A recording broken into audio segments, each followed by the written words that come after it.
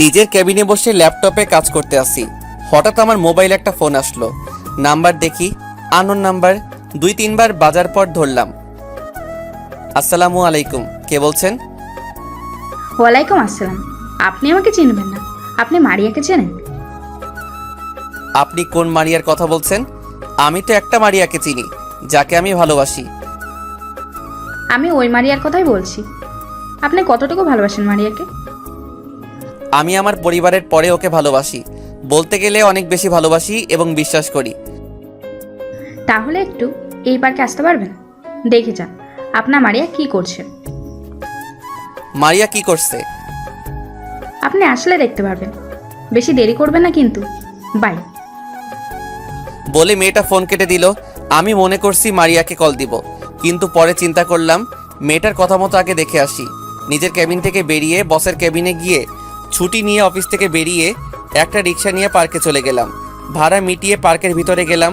তারপর চারপাশে তাকিয়ে দেখতে লাগলাম। হঠাৎ একটা জায়গায় চোখ পড়তে আমি পুরো অবাক হয়ে গেলাম। দেখি ওই মেয়েটার কথা ঠিক। মারিয়া তো বলেছে তাদের বাসায় আজকে মেহমান আসবে, সে ফোনে কথা বলতে পারবে না। আমি পকেট থেকে মোবাইলটা বের করে মারিয়াকে ফোন দিলাম। বলো। কি করো? মেহমান সব চলে এসেছে? সবাই চলে এসেছে। ও তা এখন কোথায় আছো, কি করো? আমি এখন কিচেন রুমে আছি, সবার জন্য নাস্তা তৈরি করছি। আচ্ছা, আপনি কি একটু পিছনে তাকাতে পারবেন? হঠাৎ আপনি বলছো কেন? আর পেছনে কোথায় তাকাবো? আপনি যেখানে বসে আছো একটু পিছনে তাকান তো দেখি। মারিয়া আমার কথা শুনে পিছনে ফিরে তাকিয়ে দেখে আমি দাঁড়িয়ে আছি। মারিয়া বসা থেকে উঠে আমার কাছে আসতে চাইলে আমি পার্ক থেকে বেরিয়ে যাই।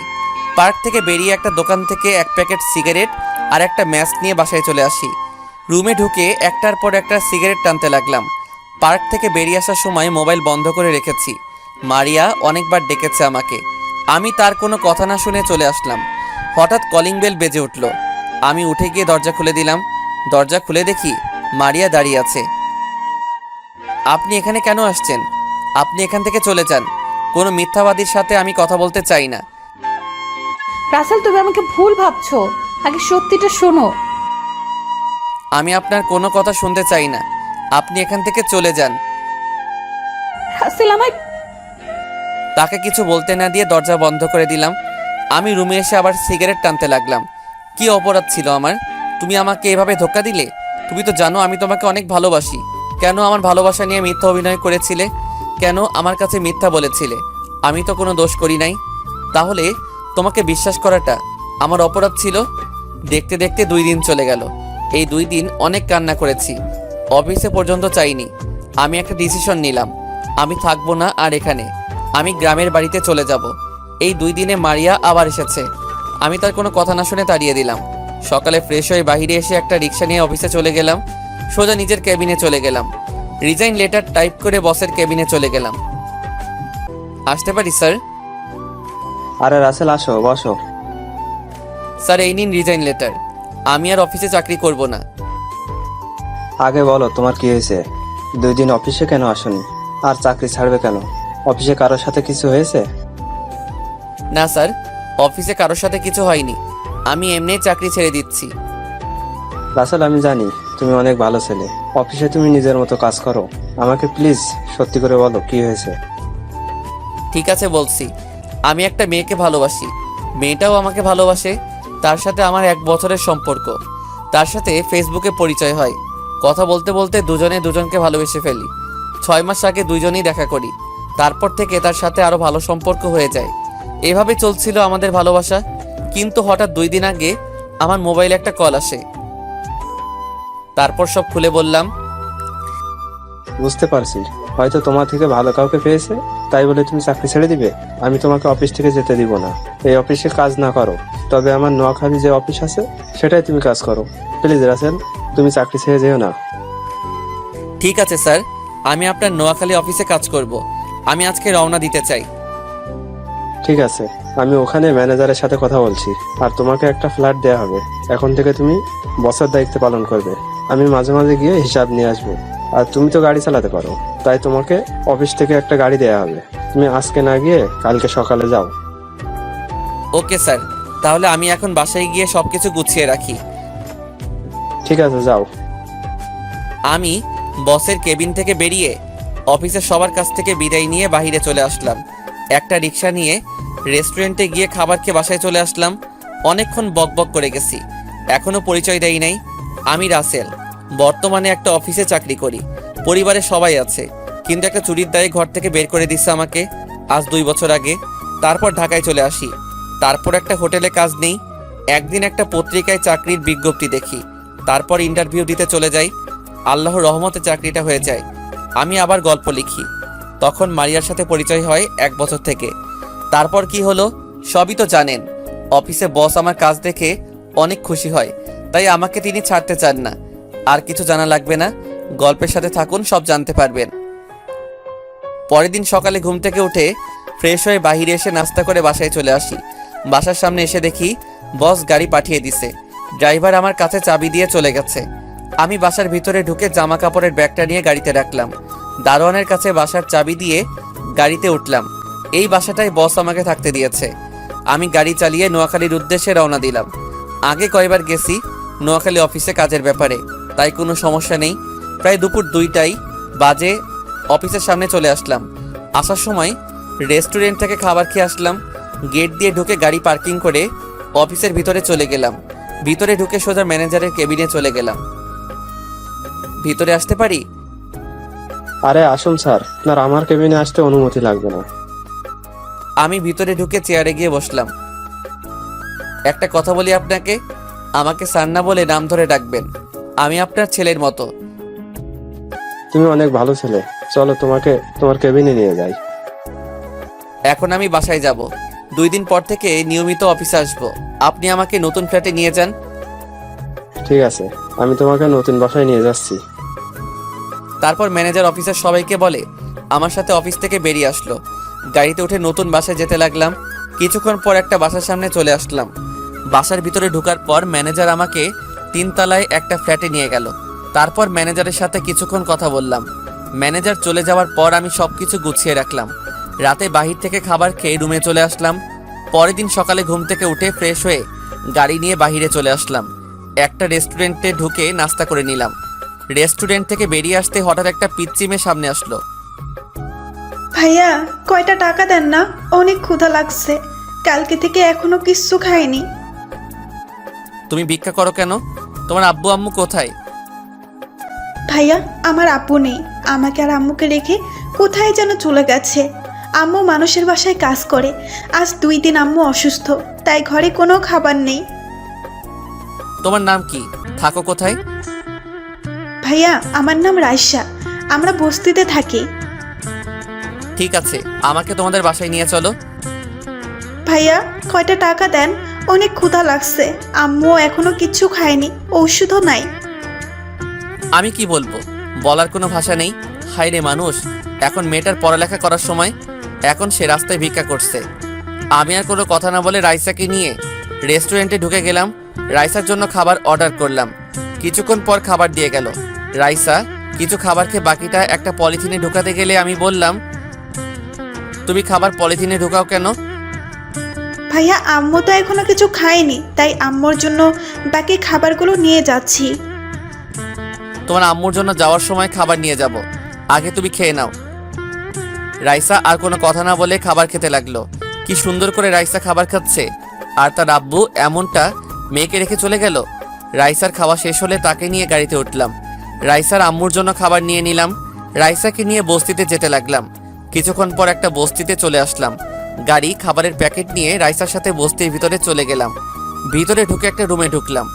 রুমটা প্লাস্টিক দিয়ে বানানো, বৃষ্টি হলে সব কিছু ভিজে যাবে, কারণ প্লাস্টিক জায়গায় জায়গায় ছিঁড়ে আছে। আম্মু দেখো তোমার জন্য খাবার নিয়ে এসেছি, একটা টাকাও পাইনি, তাই ঔষধ আনতে পারি নাই, এই ভাইয়াটা খাবার কিনে দিচ্ছে। রাইসার আম্মু একটু মাথা তুলল, দেখে মনে হচ্ছে অনেক জ্বর শরীরে। আমি ওনার মাথায় হাত দিয়ে দেখি জ্বরে মাথা পুড়ে যাচ্ছে, তাই ওনার সাথে কথা না বলে কোলে নিয়ে গাড়িতে রাখলাম। তারপর একটা হাসপাতালে নিয়ে গেলাম। হাসপাতালে নেওয়ার পর ডাক্তার ওনাকে কেবিনের ভিতরে নিয়ে গেল। কিছুক্ষণ পর একজন ডাক্তার বেরিয়ে আসলো।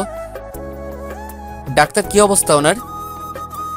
উনি এখন ভালো আছে, কয়দিন ধরে খাওয়া দাওয়া করে নাই, তাই শরীর অনেক দুর্বল হয়ে গেছে। আমি কিছু ওষুধ লিখে দিচ্ছি, আপনি এগুলো নিয়মিত খাবেন, তাহলে সুস্থ হয়ে যাবে। ঠিক আছে ডাক্তার। ইনজেকশন দিয়ে জ্বরটা কমিয়ে আনছি, কিছু খাবার নিয়েছে ঔষধ খাওয়াই দিবেন। আল্লাহর রহমতে কিছুদিনের মধ্যেই সুস্থ হয়ে যাবে। ওকে ডাক্তার, আর ওনার কাছে এখন যাওয়া যাবে? যেতে পারেন। আমি আর রাইসা ভিতরে ঢুকলাম, দেখি রাইসার আম্মু চোখ বন্ধ করে শুয়ে আছে। তাই রাইসাকে বললাম এখন যেন না ডাকে তার মাকে, আমি বাহির থেকে ওষুধ নিয়ে আসছি বলে আমি বাহিরে চলে আসলাম। বাহিরে এসে ডাক্তারের দেওয়া ওষুধ নিয়ে আবার চলে আসলাম। কেবিনের ভিতরে ঢুকে দেখি উনি রাইসাকে জড়িয়ে ধরে আছে। একটু কষ্ট করে খাবার খেয়ে ওষুধগুলো খেয়ে নেন। তুমি কে বাবা? আমার জন্য এত কিছু কেন করলে? আমার পরিচয় পরে জানতে পারবেন, আগে খাবারগুলো খেয়ে নেন। রাইসার আম্মু কোনো কথা না বলে হালকা খাবার খেলো, তারপর ওষুধ খাইয়ে দিলাম। আমি বললাম কিছুক্ষণ শুয়ে থাকতে, আমি ডাক্তারের কাছ থেকে আসছি। দেখতে দেখতে আজ 3 দিন পর আমার বাসায় নিয়ে আসলাম রাইসা এবং তার আম্মুকে। আমি অফিসে ফোন দিয়ে বলেছি আমি অফিসে আসতে কিছুদিন লেট হবে। ম্যানেজারকে সব কিছু দেখে রাখতে বলেছি। মারিয়ার কথা এখন তেমন মনে পড়ে না, আসলে রাইসার আম্মুর সেবা করতে করতে তার কথা ভুলে গেছি। বাসায় আসার পর রাইসার আম্মু বলল, এই বাসায় কাউকেই তো দেখছি না, মানে তোমার আব্বু আম্মু ওনারা কোথায়? আমার এখানে কেউ নেই, গতকাল আমি ঢাকা থেকে এসেছি। আমার অফিসের বসের এখানে একটা অফিস আছে, সেটা দেখাশোনা করার জন্য এসেছি। আর অফিস আমাকে এই বাসাটা দেওয়া হলো। আব্বু আম্মুর কথা পরে এক সময় বলবো, তার আগে একটা কথা বলতে পারি? বলো। যদি কিছু মনে না করেন, আমি আপনাকে আম্মু বলে ডাকতে পারি আর রাইসাকে নিজের বোন বানাতে পারি, যদি আপনি অনুমতি দেন। এখানে অনুমতি নেওয়ার কি আছে? তুমি আমাকে আম্মু বলে ডেকো। রাইসা, আমাকে কি ভাইয়া বলে সারা জীবন ডাকতে পারবি না? তুমি তো আমার ভাইয়া, আমি সব সময় তোমাকে নিজের ভাইয়া মনে করব। এই তো আমার লক্ষ্মী বোন। আর আম্মু চলো, তোমাকে রুমে নিয়ে যাই। ঠিক আছে চলো। আমি আম্মুকে একটা রুমে নিয়ে গেলাম। রাইসা আর আম্মুকে ওয়াশরুম দেখিয়ে দিলাম। তারপর আমি বাহিরে চলে আসলাম। বাহিরে এসে গাড়ি নিয়ে একটা রেস্টুরেন্টে চলে গেলাম। রেস্টুরেন্ট থেকে খাবার নিয়ে আবার বাসায় চলে আসলাম। বাসার ভিতরে ঢুকে আম্মুর রুমে চলে গেলাম। ভিতরে ঢুকে দেখি আম্মু আর রাইসা বিছানায় বসে আছে। আম্মু বসো, আমি ফ্রেশ হয়ে আসছি, সবাই একসাথে খাবার খাবো। ঠিক আছে বাবা। তারপর আমি নিজের রুমে চলে আসলাম। রুমে এসে ফ্রেশ হয়ে আম্মুর রুমে চলে গেলাম। তারপর সবাই একসাথে খাবার খেলাম আর আম্মুকে ওষুধ খাইয়ে দিলাম। আমি নিজের রুমে চলে আসলাম। এখন আমার মতো সুখী আর কেউ নেই। যেখানে আমার মা বাবা ছুরির দায়ে ঘর থেকে বের করে দিল, সেখানে আমি আজ একটা মা আর বোন পেয়েছি। দেখতে দেখতে আরও 5 চলে গেল। আম্মু এখন অনেক অসুস্থ।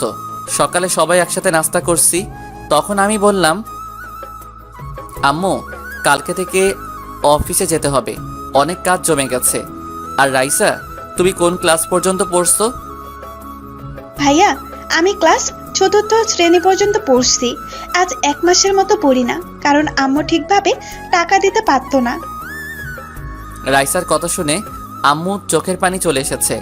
আমি আম্মুর চোখের পানি মুছে দিয়ে বললাম, আম্মু কান্না করো না, আমি এখন থেকে আমার বোনকে পড়ালেখা করাবো। তুমি শুধু আমার আর রাইসার জন্য দোয়া করবে। আমি কি কখনো তোদের বদ্ধ করতে পারি? তুই ছাড়া এখন আমাদের কি আছে? কেউ কি এভাবে রাস্তা থেকে তুলে এনে বাসায় থাকতে দেয়? আমি তোদের জন্য মরার আগ পর্যন্ত দোয়া করে যাব।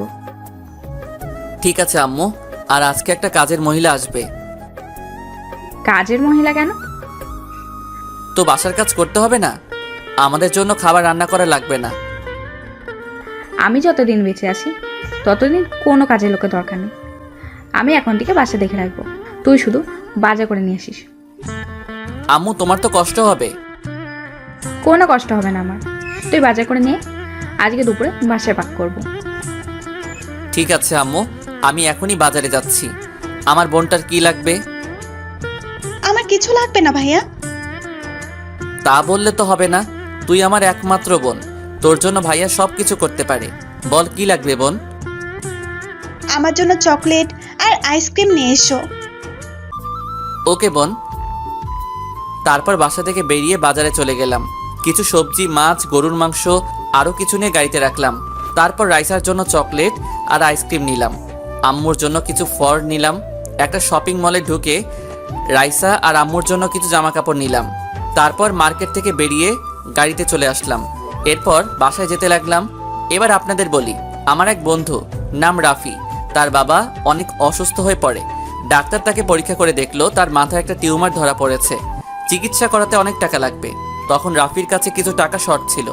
পরে রাফি আমার কাছে বলল, কিন্তু বাবা অনেক কিপটে, তার কাছে টাকা চাইলে দিবে না। তারপর রাতে বাবার রুমে ঢুকে আলমারি থেকে 5 লাখ টাকা চুরি করে রাফিকে দেই। 2 দিন পর আব্বু টাকা খুঁজতে থাকে। পরে আমাকে ধরে বাবা। প্রথমে স্বীকার না করলেও পরে স্বীকার করি আমি টাকাটা খরচ করে ফেলেছি। তখন আব্বু রাগের মাথায় অনেক কথা বলে। তারপর আমাকে বাসা থেকে বের করে দেয়। আর রাফির সাথে মাঝে মাঝে ফোনে কথা হয়। রাফির বাবাও আল্লাহ দিলে সুস্থ হয়ে যায়। এবার আসি মারিয়ার কথায়। মারিয়ার মা নেই। মারিয়াকে জন্ম দেওয়ার 2 মাস পর তার মা মারা যায়। এরপর থেকে তার বাবা মারিয়াকে লালন পালন করে, বড় করে। তার বাবার একটা নিজস্ব ব্যবসা আছে। মারিয়া তার বাবার অফিসে মাঝে মাঝে গিয়ে বসে, তার বাবাকে কাজে হেল্প করে। তো যাই হোক, এবার মূল কাহিনীতে ফিরি। কথা বলতে বলতে বাসায় চলে আসলাম। গাড়ি পার্কিং করে বাসার কলিং বেল চাপ দিলাম। রাইসা এসে দরজা খুলে দিল। ভাইয়া এত কিছু কি এনেছিস? আমার কাছে দে, তোর অনেক কষ্ট হচ্ছে। আমার কোনো কষ্ট হচ্ছে না, আমি পারবো নিতে। ঠিক আছে, এই ছোট্ট ব্যাগ দুটো আমার কাছে দে। আমি আর কিছু বললাম না। রাইসার হাতে 2টা ব্যাগ দিয়ে ভিতরে ঢুকলাম। আম্মু রুম থেকে বেরিয়ে আসলো। আম্মু, তোমার জন্য কয়টা শাড়ি এনেছি, দেখো তো তোমার পছন্দ হয়েছে নাকি, না হলে সমস্যা নেই, দোকানদার বলল ফিরিয়ে নিবে। আরে, আমার অনেক পছন্দ হয়েছে। তুই এত শাড়ি আনতে গেলি কেন? কত টাকা খরচ হয়েছে? আরে আম্মু, টাকার কথা তোমাকে ভাবতে হবে না। তোমাদের নিয়ে সারা বছর খেলেও আমার টাকা শেষ হবে না। আর এই নাও, ফলগুলো ফ্রিজে রেখে দাও, তুমি আর রাইসা এগুলো খাবে। আম্মু আর কোনো কথা না বলে ফলগুলো আর কাপড় নিয়ে রুমে চলে গেল। কিছুক্ষণ পর আমার কাছ থেকে বাজারগুলো নিয়ে গেল। হঠাৎ রাইসার দিকে তাকিয়ে দেখি মুখ বেজার করে বসে আছে। কি রে রাইসা, তুই মুখ এমন করে আছিস কেন? ভাইয়া, আমার জন্য কিছু আনো নাই? কে বলেছে? আমার পাগলি বোনটার জন্য কিছু আনি নাই। তোর জন্য আইসক্রিম আর চকলেট নিয়ে এসেছি, আর 5টা জামা নিয়ে এসেছি, এই দেখ। আসলে এতক্ষণ কাঁচা বাজারের কারণে রাইসা তার জিনিসগুলো দেখতে পাইনি। দেখতে দেখতে আজকের দিনটা কোনো রকম কেটে গেছে। ও, আপনাদের তো বলতে ভুলে গেছি, আমি এখন নতুন সিম চালাই। আগের সিমটা ভেঙে ফেলেছি। আম্মু আর রাইসাকে পেয়ে মারিয়ার কথা ভুলে গেছি। সকালে রাইসা আমার রুমে এসে ডাকতে লাগলো। আমি ঘুম থেকে উঠে রাইসাকে বললাম, রাইসা তুই রেডি হয়ে নিস, তোকে আজকে স্কুলে ভর্তি করিয়ে দিয়ে তারপর আমি অফিসে যাব। ঠিক আছে ভাইয়া। রাইসা আমার রুম থেকে চলে গেল। আমি বিছানায় বসে না থেকে ওয়াশরুমে ঢুকে ফ্রেশ হয়ে অফিসের জন্য রেডি হয়ে নিচে চলে আসলাম। নিচে এসে নাস্তার টেবিলে গিয়ে বসলাম। কিছুক্ষণ পর রাইসা বেরিয়ে আসলো। আমার বোনটা আজকে আমার দেওয়া জামা থেকে একটা নতুন জামা পরেছে। রাইসাকে দেখতে একদম কিউট লাগছে। আম্মু এসে নাস্তা দিল। তারপর সবাই একসাথে নাস্তা করে আম্মুর কাছে বলে বাহিরে এসে গাড়ি নিয়ে একটা স্কুলে চলে গেলাম। রাইসাকে ভর্তি করিয়ে আমার সাথে অফিসে নিয়ে গেলাম। অফিসে ঢোকার সাথে সাথে সবাই দাঁড়িয়ে গেল। আমি সবাইকে বসতে বলে নিজের ক্যাবিনে চলে আসলাম। রাইসাকে বললাম সোফায় গিয়ে বসতে। আমার চেয়ারে বসে ম্যানেজার আঙ্কেলকে ফোন দিলাম। ফোন দিয়ে বললাম আমার কেবিনে আসার জন্য। তারপর পিয়নকে ফোন দিয়ে বললাম 3টা কফি দিয়ে যেতে। কিছুক্ষণ পর ম্যানেজার আঙ্কেল আসলো। ভিতরে আসতে পারি? আরে আঙ্কেল আসুন, আমার কেবিনে আসতে অনুমতি লাগবে না, বসুন। চলো তোমাকে সবার সাথে পরিচয় করিয়ে দিই। আরেকটু পরে যাব। পিয়ন চাচাকে বললাম কফি দিয়ে যেতে। কফি খেয়ে তারপর সবার সাথে পরিচয় হব। ঠিক আছে। আর ওকে তো চিনলাম না, ওকে? ও হচ্ছে আমার কিউট বোন, নাম রাইসা। রাইসা আর তার আম্মুর জন্য এই কয়দিন অফিসে আসি নাই। তারপর সব খুলে বললাম। অনেক ভালো কাজ করেছো। কয়জনে এমন কাজ করে? আল্লাহ তোমাকে সারা জীবন বাঁচিয়ে রাখুক। কথার ফাঁকে পিয়ন চাচা এসে কফি দিয়ে গেল। আমি ম্যানেজার আর রাইসা কফি খাচ্ছি। কফি খাওয়া শেষে রাইসাকে বললাম, রাইসা তুমি বসো, ভাইয়া অফিসের সবার সাথে পরিচয় হয়ে আসি। ঠিক আছে ভাইয়া। রাইসাকে আমার মোবাইল দিয়ে আসলাম। রাইসা বসে মোবাইলে গেমস খেলতে আছে। আমি ম্যানেজার আঙ্কেলকে নিয়ে সবার সাথে পরিচয় হলাম। তারপর নিজের কেবিনে চলে আসলাম। দেখতে দেখতে আজ 1 বছর চলে গেল। রাইসা আর আম্মুকে নিয়ে অনেক সুন্দরভাবে জীবনযাপন করতে লাগলাম। রাইসা এখন ক্লাস 5-এ উঠেছে। রাইসার আল্লাহর রহমতে মেধা শক্তি অনেক ভালো। অফিসে বসে কাজ করতে আসছি, হঠাৎ বস ফোন দিল। আসসালামু আলাইকুম স্যার, কেমন আছেন? ওয়ালাইকুম আসসালাম। ভালো আছি, তুমি কেমন আছো? আর অফিস কেমন চলছে? আলহামদুলিল্লাহ স্যার, আমিও ভালো আছি, অফিসও ভালো আছে। তোমাকে যে কারণে ফোন দেয়া, রহমান গ্রুপ থেকে কালকে তোমার ওখানে একটা প্রজেক্টের ব্যাপারে কথা বলতে যাবে। আমার সাথে কথা বলতে চেয়েছে, কিন্তু আমার জরুরি কাজ আছে, তাই তোমার কাছে পাঠিয়ে দিলাম। আর কি প্রজেক্ট নিয়ে কাজ করবে আমি তোমাকে ইমেল করে সব পাঠিয়ে দিব। ঠিক আছে স্যার, আপনি সব কিছু পাঠিয়ে দেন। আর এই প্রজেক্টটা পেলে আমাদের কোম্পানি আরো উপরে উঠে যাবে, তুমি নিজের মতো করে সাজিয়ে নিবে। Okay sir. আরও কিছুক্ষণ কথা বলে ফোন কেটে দিলাম। তারপর কাজে মন দিলাম। কিছুক্ষণ পর দেখি বসে ইমেল করে সব পাঠিয়ে দিয়েছে। আমি সব কিছু গুছিয়ে রাখলাম। পরের দিন অফিসে বসে কাজ করতে আসি। রাতে সব কিছু রেডি করে আনছি, প্রজেক্টের কাগজপত্র। হঠাৎ বাহির থেকে মেইলি কণ্ঠ। একজন বলল, ভেতরে আসতে পারি? আসুন। আমি রহমান গ্রুপ থেকে এসেছি। রহমান আমার বাবার নাম। আব্বু একটু অসুস্থ, তাই বাবার অফিস আমি দেখাশোনা করি। আমি যেই না মেয়েটার দিকে তাকালাম, তখন আমি পুরো অবাক হয়ে গেলাম। ঠিকই ধরেছেন, মারিয়া। কিন্তু ও এখানে কেন? তাহলে মারিয়ার সাথে প্রজেক্টের ব্যাপারে কাজ করতে হবে। মারিয়া আমাকে দেখে বলল, রাসেল, তুমি এতদিন কোথায় ছিলে? আমি তোমাকে পুরো ঢাকা শহর খুঁজেছি, কিন্তু কোথাও পাইনি। তোমার বাসায় অনেকবার গেছি, কিন্তু তোমার দেখা পেলাম না। কেন আমাকে খুঁজেছেন? আপনি তো আমাকে ধোঁকা দিয়েছেন। আমার সাথে প্রেমের অভিনয় করেছেন। আমার সাথে মিথ্যা কথা বলে অন্য বয়ফ্রেন্ডের সাথে ঘুরতে বের হয়েছেন। আপনার জন্য তো ভালো হয়েছে আমি আপনার কাছে না থেকে দূরে সরে এসেছি। রাসেল, তুমি আমাকে ভুল ভাবছো। ওই ছেলের সাথে ওসব বিষয়ে কথা না বললে খুশি হব। আপনি কাজের কথা বলেন। তারপর মারিয়া আমাদের প্রজেক্টটা দিল। আরও কিছু কথা বলতে চেয়েছে। তখন আমি বললাম, প্লিজ আপনি কাজের ব্যাপারে কথা বলতে পারেন, আমি অন্য কোনো কথা শুনতে চাই না। ঠিক আছে, বলবো।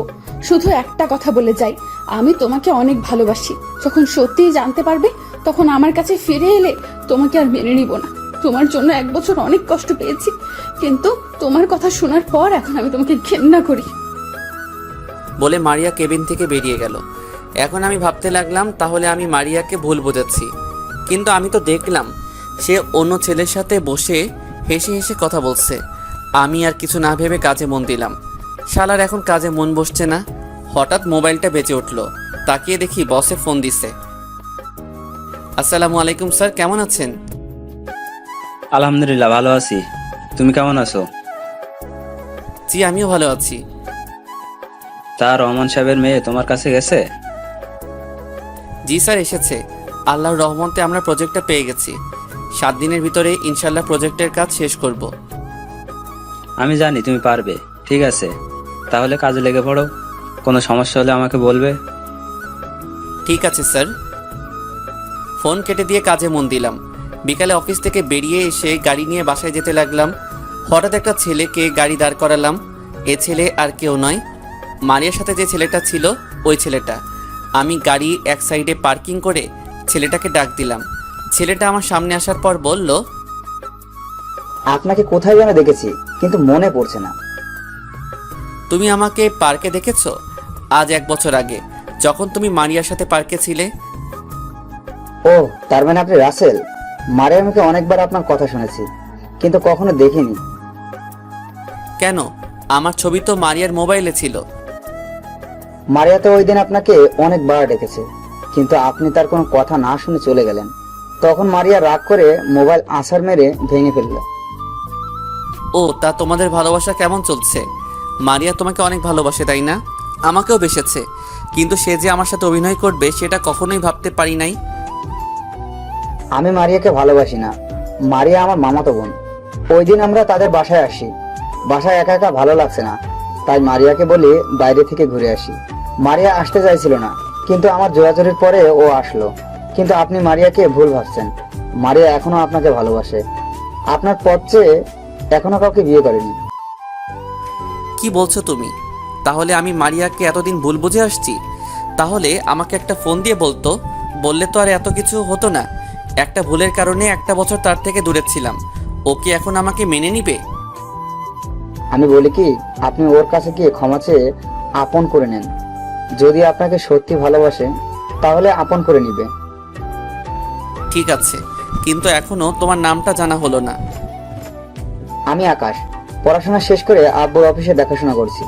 নোয়াখালীতে এসেছি অফিসের একটা কাজের ব্যাপারে। কাজ শেষ করে ড্রাইভারের জন্য অপেক্ষা করছি। হঠাৎ আপনি ডাক দিলেন। তুমি আমাকে নাম ধরে ডেকো, আমরা তো সমবয়সী। আর সরি। সরি কেন? তোমাকে আর মারিয়াকে ভুল বোঝার কারণে। এখানে সরি বলার কিছুই নেই। আপনার জায়গায় আমি থাকলে হয়তো এই কাজটাই করতাম। আচ্ছা ঠিক আছে, চলো দুজনে কফি খেতে খেতে কথা বলি। এখন আমার বাসায় যেতে হবে, অন্য একদিন খাবো। এখন আসি। ঠিক আছে যাও, তবে যাওয়ার আগে একটা কথা বলে যাও। মারিয়া কি সবসময় অফিসে থাকে? হুম। বলে আকাশ চলে গেল। আমি আর দাঁড়িয়ে না থেকে গাড়ি বাসায় যেতে লাগলাম। আর ভাবতে লাগলাম, তার মানে মারিয়ার সাথে আকাশের কিছুই নেই। আমি এতদিন ভুল বুঝে দূরে ছিলাম। মারিয়াকে একটা কথা বলার সুযোগ দেইনি। যদি মারিয়ার কথাগুলো শুনতাম তাহলে এত কিছু হতো না। না, আমি আর ভাবতে পারছি না। আমাকে মারিয়ার কাছে ক্ষমা চেতে হবে। বাসায় এসে কলিং বেল চাপ দিলাম। কিছুক্ষণ পর রাইসা এসে দরজা খুলে দিল। কি রে ভাইয়া, তোর আজকে আসতে এত দেরি হলো কেন? আর চেহারা কেমন জানি লাগছে। কি হয়েছে তোর? রাস্তায় একটা কাজ ছিল, শেষ করে আসতে একটু লেট হয়ে গেছে। আর কাজ করে আসছি তো, তাই চেহারা এমন দেখা যাচ্ছে। ফ্রেশ হলে সব ঠিক হয়ে যাবে। ঠিক আছে, ভিতরে আয়। আমি ভিতরে ঢুকে নিজের রুমে চলে গেলাম। বিছানায় বসে ভাবতে লাগলাম, মারিয়া কি আমাকে আপন করে নিবে? আমি তো তাকে অপমান করেছি। বিছানা থেকে উঠে ফ্রেশ হতে চলে গেলাম। রাতে সবার সাথে খাবার খেয়ে রুমে চলে আসলাম। না, আমাকে মারিয়ার কাছে যেতে হবে। পকেট থেকে মোবাইলটা বের করে বসকে ফোন দিলাম। আসসালামু আলাইকুম স্যার। ওয়ালাইকুম আসসালাম। কি ব্যাপার রাসেল, হঠাৎ রাতে ফোন দিলে? আসলে স্যার, আমার কিছুদিন ছুটি লাগবে। হঠাৎ কিসের জন্য ছুটি চাইছো? আসলে স্যার, তারপর সব খুলে বললাম। তার মানে রহমান সাহেবের মেয়ের সাথে তোমার প্রেম ছিল? জি স্যার, তাই বলছি ওর কাছে ক্ষমা চেয়ে আপন করে নিব। তাহলে এক কাজ করো, তারা যে প্রজেক্টটা আমাদের দিয়েছে ওটার কাজ শেষ করে তার সাথে দেখা করো, তারপর সব খুলে বলো। ঠিক আছে স্যার। আরও কিছুক্ষণ কথা বলে কেটে দিলাম। দেখতে দেখতে আজ 5 দিন চলে গেছে। 7 দিনের জায়গায় 5 দিনে প্রজেক্টটা রেডি করে ফেলছি। রাতে দিনে কাজ করছি, তাই তাড়াতাড়ি হয়ে গেছে। সকালে রেডি হয়ে আম্মু আর রাইসাকে বলে গাড়ি নিয়ে ঢাকার উদ্দেশ্যে রওনা দিলাম। ম্যানেজারকে বলে রাখলাম আমার আম্মু আর বোনকে দেখে রাখতে। 5 ঘন্টা পর ঢাকায় এসে পৌঁছে গেলাম। প্রথমে বসের অফিসে গেলাম। বসের সাথে কিছু কথা বলে মারিয়ার অফিসে যেতে লাগলাম। একটা রেস্টুরেন্টে ঢুকে দুপুরে খাবার খেয়ে নিলাম। মারিয়ার অফিসের গেট দিয়ে ঢুকে গাড়ি পার্কিং করে অফিসের ভিতরে গেলাম। পিয়নকে বললাম বসের কেবিন কোনটা। পিয়ন আমাকে বসের কেবিন দেখিয়ে দিল। আমি মারিয়ার কেবিনের সামনে গিয়ে হালকা করে দরজা ধাক্কা দিয়ে ভিতরে তাকিয়ে যেটা দেখলাম সেটা দেখে আমি পুরো অবাক হয়ে গেলাম। আসলে তেমন খারাপ কিছু না। ভিতরে দেখি মারিয়া একটা ছেলের সাথে হেসে হেসে কথা বলছে। আমি তখন বললাম, ভিতরে আসতে পারি? আসুন। মারিয়া ছেলেটার সাথে কথা বলতে ব্যস্ত। আমি ভিতরে ঢুকে তাদের সামনে গেলাম।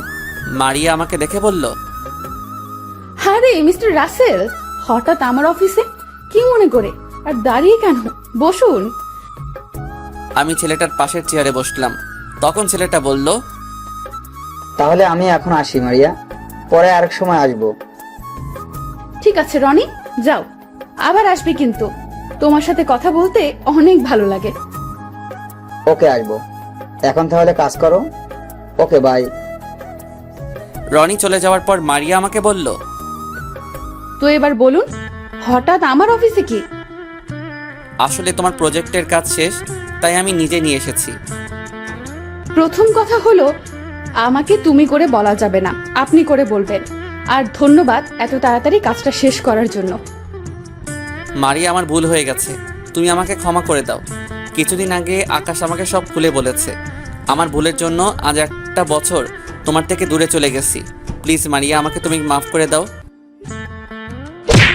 আপনার সাহস কি করে হয় আমার হাত ধরার? মেয়ে মানুষ দেখলে লুচ্চামি করতে মন চায়? আপনি এখনই আমার কেবিন থেকে বেরিয়ে যান, তা না হলে দারোয়ান ডাকতে বাধ্য হব। থাক, দারোয়ান ডাকতে হবে না, আমি নিজেই চলে যাচ্ছি। কিন্তু আমি আবার তোমার কাছে আসব। তুমি আমাকে যত অপমান করো না কেন, আমি তারপরেও আসব। বলে মারিয়ার কেবিন থেকে বেরিয়ে গেলাম। নিজের চোখ দিয়ে দুফোঁটা পানি পড়ে গেল। মারিয়া আমার গায়ে হাত তুলল। আমি তো তাকে বলবো যে কখনো গায়ে হাত তুলি নাই। চোখের পানি মুছে গাড়িতে গিয়ে বসলাম। হঠাৎ মোবাইলের কথা মনে পড়ল। মোবাইল তো মারিয়ার টেবিলের উপর। তখন গাড়ি থেকে নেমে অফিসে ঢুকে মারিয়ার কেবিনের সামনে গিয়ে বললাম, আসতে পারি ভিতরে? আপনি আবার কেন এসেছেন? সরি, আসলে আমার মোবাইলটা আপনার টেবিলের উপর রেখে গেছি। ঠিক আছে, ভিতরে এসে নিয়ে যান। আমি মারিয়ার কেবিনে ঢুকে মোবাইলটা হাতে নিলাম। মারিয়ার দিকে তাকিয়ে দেখি চোখ দুটো লাল হয়ে আছে, হয়তো কান্না করেছে। কিন্তু ও কান্না করবে কেন? আমি আর কিছু না ভেবে অফিস থেকে বেরিয়ে এসে গাড়ি নিয়ে সোজা বসের অফিসে চলে গেলাম। বসকে বলেছি আমাকে এখানে একটা বাসা ভাড়া নিয়ে দিতে কিছুদিনের জন্য। কিন্তু বস বলল তার বাসায় তার পরিবারের সাথে থাকতে। আমিও আর না করলাম না। বিকালে বসের সাথে তার বাসায় গেলাম। আসলে এই প্রথম বসের বাসায় এসেছি। আমি মার্কেট থেকে কিছু ফল মিষ্টি কিনে নিয়ে নিলাম। বস কলিং বেল চাপ দিল। কিছুক্ষণ পর একজন এসে দরজা খুলে দিল। কিন্তু তাকে দেখে আমি পুরো অবাক হয়ে গেলাম। সেও আমাকে দেখে জড়িয়ে ধরল। বস অবাক হয়ে তাকিয়ে আছে। আপনারা হয়তো ভাবছেন কে বা কাকে জড়িয়ে ধরেছি। এ আর কেউ নয়, আমার বড় বোন মিতু। আমি বাসা থেকে বেরিয়ে আসার সময় মিতু তার বান্ধবীর জন্মদিনে ছিল।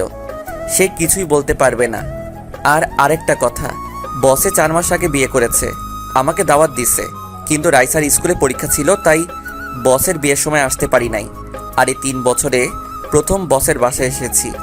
আমাকে আগেও বসের দাওয়াত দিচ্ছে, কিন্তু আমি আসিনি। তো যাই হোক। রাসেল, কেমন আছিস তুই? তোকে আমি অনেক জায়গায় খুঁজেছি, কিন্তু কোথাও পাইনি।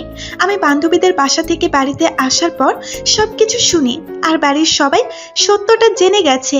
তোকে সবাই অনেক খুঁজেছে। কি করব বল? বাবা নিজেই তো আমাকে বাসা থেকে বের করে দিচ্ছে। আমি পরে ওই বাসায় যাই কি করে? তুই এখন কোথায় থাকিস? কি করস? তোর শরীর একদম শুকিয়ে গেছে। আমার কথা পরে বলি, আগে তুমি বলো, এই বাসায় কি তোমার? এই বাসায় আমি থাকবো না তো কে থাকবে? কারণ আমি এই বাড়ির বউ। তোর সাথে যে দাঁড়িয়ে আছে উনি তো দুলাভাই।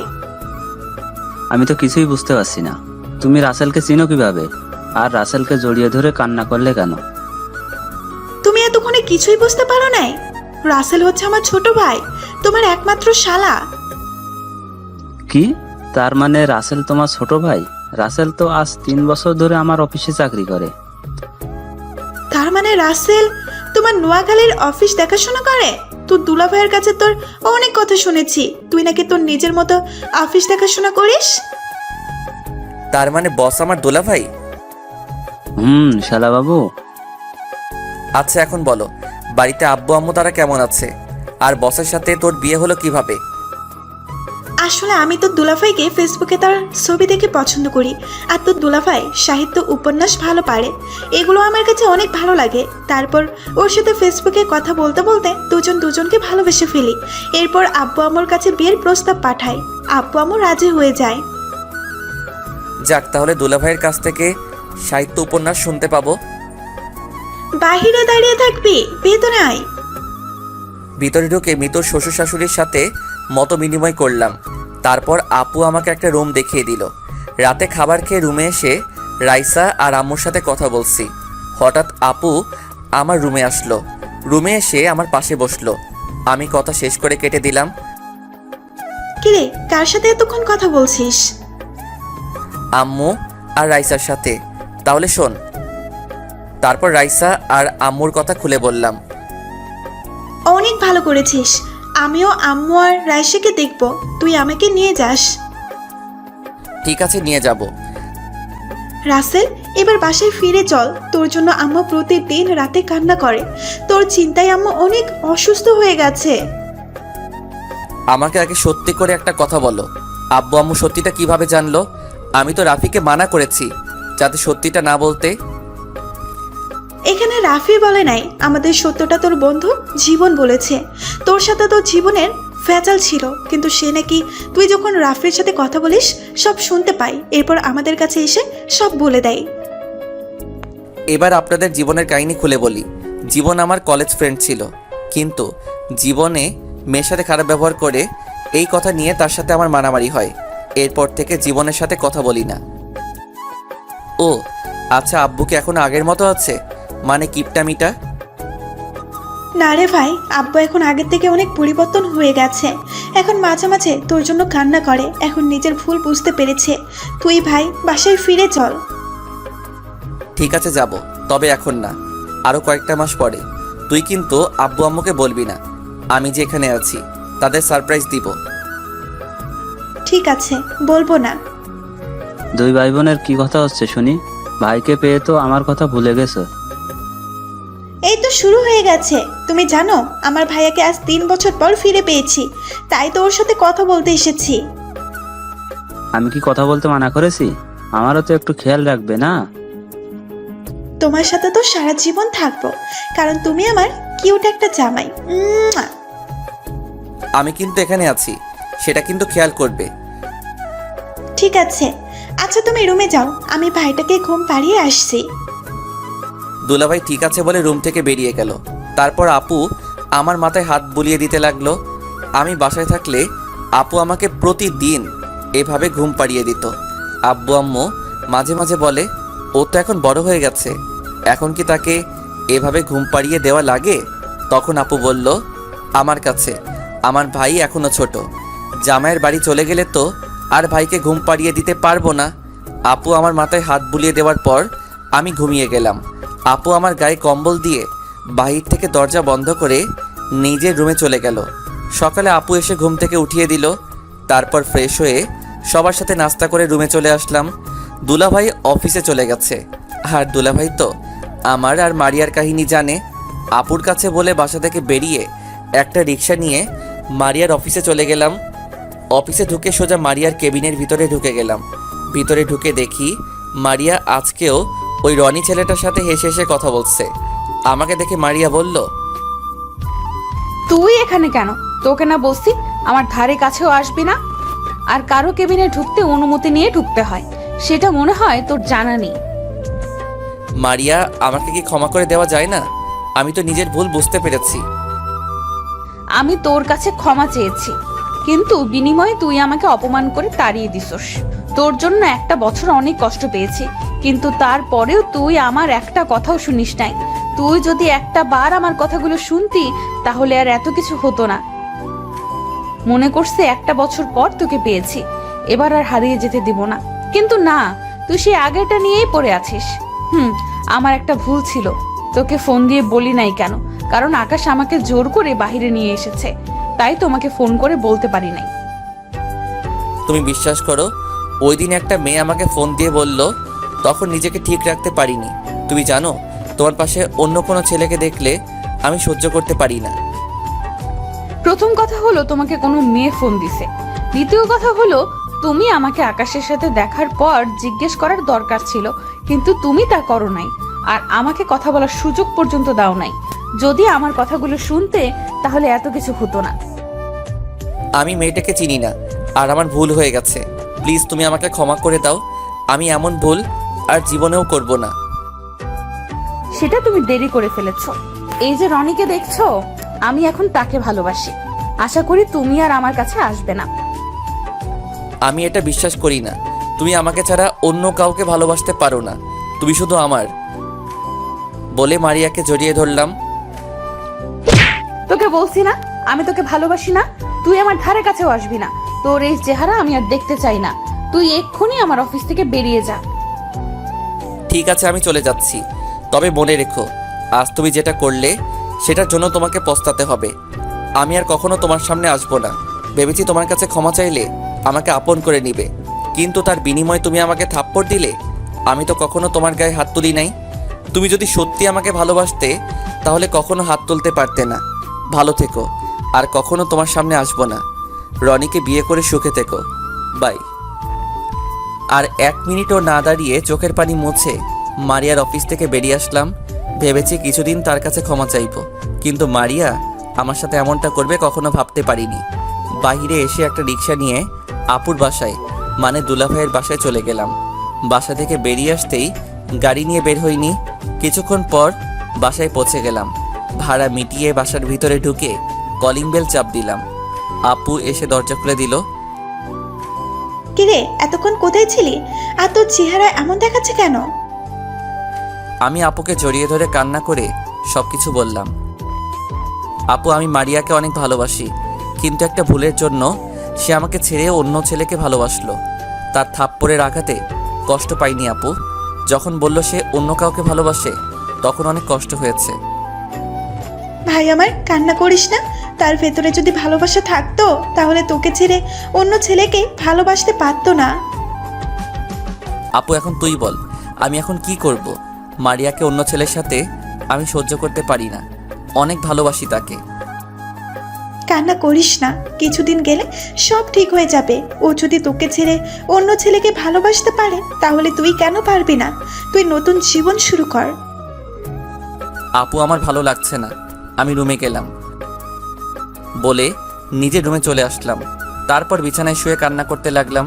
কি করে পারলে মারিয়া আমাকে ছেড়ে অন্য ছেলেকে ভালোবাসতে?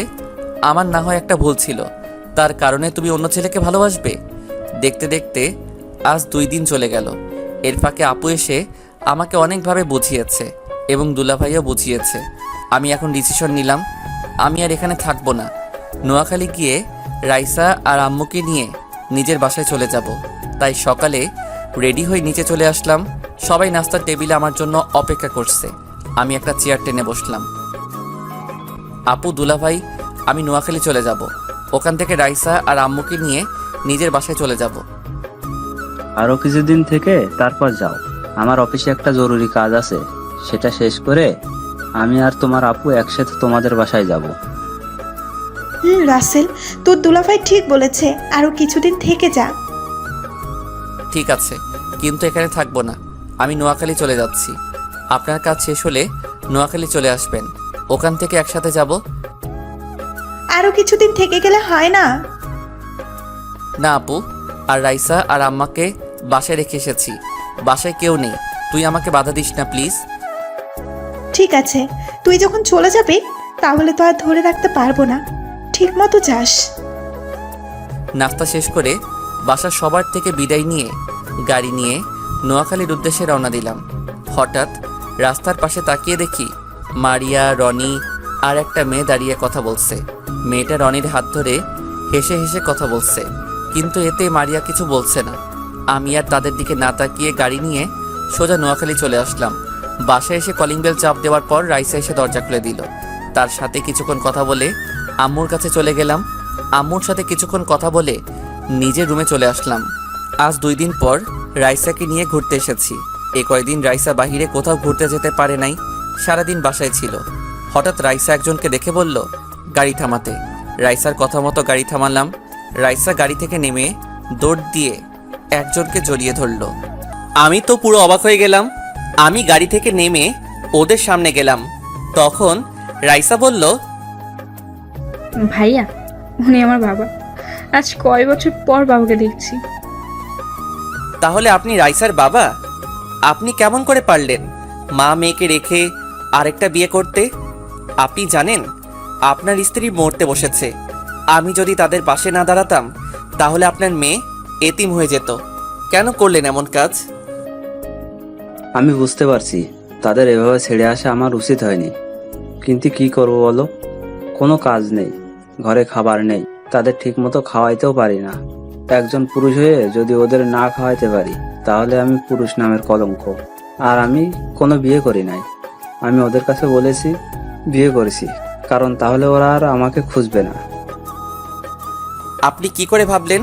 আপনার মেয়ের কথা একবারও চিন্তা করছেন?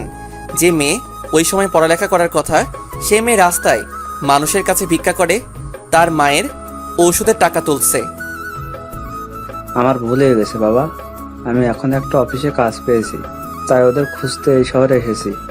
আমি ওদের ফিরিয়ে নিতে চাই, আর তোমাকে ধন্যবাদ দিয়ে ছোট করব না। তুমি ওদের জন্য যা করেছো, আমি সারা জীবন ঋণী হয়ে থাকবো। ভাইয়া, আবু যখন ভুল বুঝতে পেরেছে, তাহলে আব্বুকে ক্ষমা করে দাও না। আমি বাবাকে ছাড়া থাকতে পারবো না। দেখুন কি বলছে আপনার মেয়ে। যেই জায়গায় আপনাকে ঘৃণা করার কথা, সেখানে আপনাকে ক্ষমা করে দিতে বলছে। আমি আর এমন কাজ করব না। বাঁচতে হলে একসঙ্গে বাঁচবো, আর মরতে হলে একসাথে মরবো। আমি ওদের ছেড়ে আর কোথাও যাব না। আমি আমার মেয়েকে মানুষের মতো মানুষ করব। ঠিক আছে, এখন আপনি সাথে আমার বাসায় চলেন। রাইসার আম্মু আমার বাসায় আছে। তারপর রাইসা আর রাইসার আব্বুকে নিয়ে বাসায় চলে আসলাম। কলিং বেল চাপ দেওয়ার পর আম্মু এসে দরজা খুলে দিল। আমাদের সাথে স্বামীকে দেখে জড়িয়ে ধরে কান্না করে দিল। রাইসার আব্বু আম্মুর কাছে ক্ষমা চেয়েছে, আম্মু ক্ষমা করে দিছে।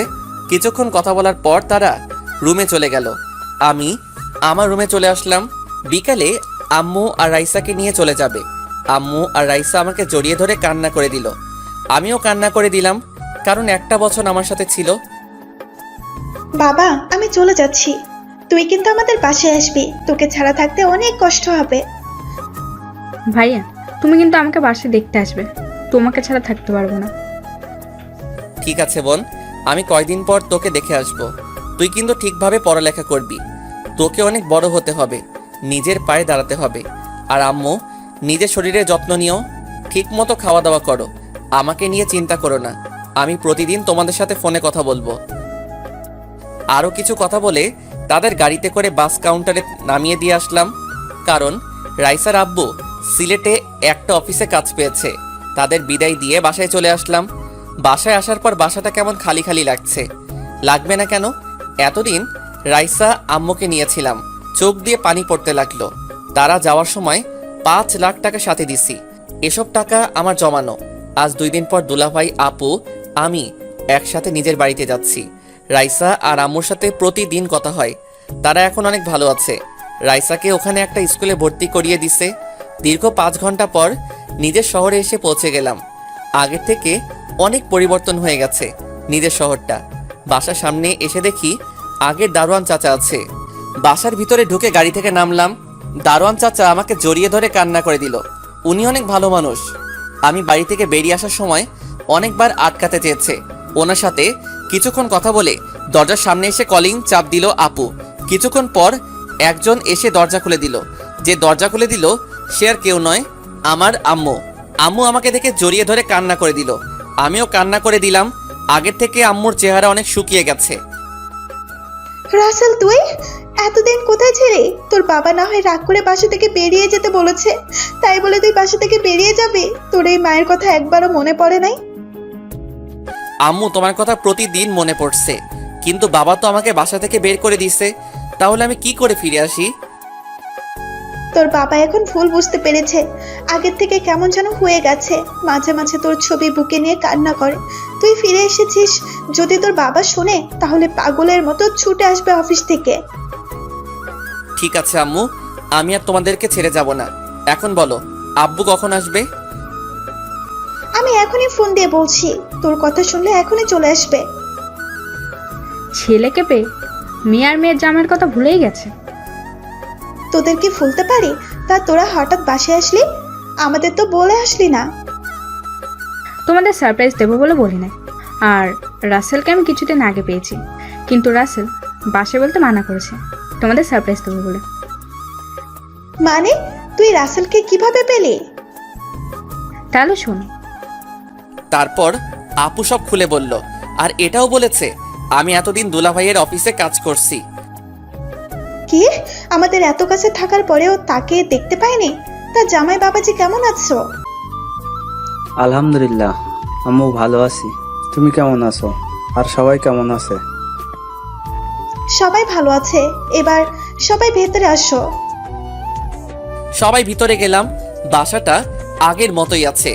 আম্মু আমাকে নিজের রুমে যেতে বলল। আমার রুমে এসে দেখি রুমটা আগের মতোই আছে। তারপর ওয়াশরুমে ঢুকে গোসল করে নিলাম।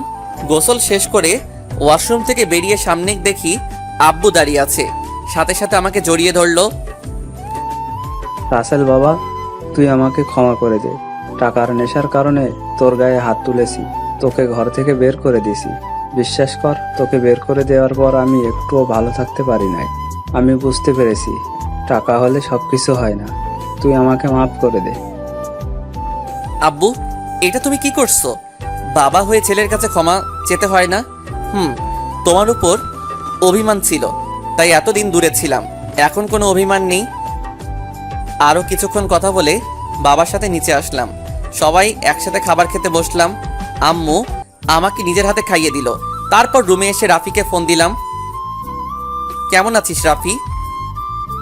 আলহামদুলিল্লাহ, ভালো আছি। তুই কেমন আছিস? আমিও ভালো আছি। এখন বল, তোর আব্বু আম্মু কেমন আছে? আর এখন তুই কোথায় আছিস? আব্বু আম্মু অনেক ভালো আছে, আর আমি এখন বাসায় আছি। অফিসে তেমন কাজ ছিল না, তাই লাঞ্চ টাইমে ছুটি হয়ে গেছে। কেন বলতো? কারণ আমি বাড়িতে এসেছি, তাই বললাম। আচ্ছা, এখন ঘুমাবো। বিকালে তোর সাথে দেখা করব। তুই আমাদের কলেজের সামনে চলে আসিস। কি সত্যি? ঠিক আছে, তুই বাসা থেকে বেরিয়ে আসলে ফোন দিস। ঠিক আছে বলে ঘুমিয়ে গেলাম। আপনারা হয়তো ভাবছেন মারিয়ার কথা ভুলে গেছি। আসলে তাকে এখনো ভুলতে পারি নাই। ভোলার চেষ্টা করেছি, কিন্তু ভুলতে পারছি না। জীবনে পারবো কিনা বলতে পারি না, তবে তাকে ভুলে যাওয়ার চেষ্টা করতে হবে। ওর মতো মেয়েকে কখনো ভালোবাসা যায় না। বিকালে ঘুম থেকে উঠে ফ্রেশ হয়ে নিচে আসলাম। নিচে এসে দেখি আব্বু আম্মু আপু দুলাভাই সবাই সোফায় বসে কফি খাচ্ছে আর গল্প করছে। তাদের দেখে বোঝা যাচ্ছে অনেক খুশি। খুশির হওয়ার কারণ আমি 3 বছর পর ছেলে ফিরে এসেছে। আমি সোজা গিয়ে আম্মুর পাশে বসলাম। কিরে বাবা, তোর ঘুম ভেঙেছে? তুই জার্নি করে আসছিস, তাই তোকে ডাকি নাই। আম্মু, ভেঙেছে। আমি এখন একটু বাইরে যাব। এখন কোথায় যাবি? আর গাড়ি নিয়ে যাবি নাকি তোর বাইক নিয়ে যাবি? আব্বু গাড়ি নিব না, বাইক নিয়ে যাব। আর আমি রাফির সাথে দেখা করতে যাচ্ছি। ঠিক আছে, যা, আর সাবধানে যাস। ওকে আম্মু। বাসা থেকে বেরিয়ে বাইক নিয়ে কলেজের সামনে যেতে লাগলাম। বাইকটা পরিষ্কার ছিল, মনে হয় দারোয়ান চাচা পরিষ্কার করে রাখে।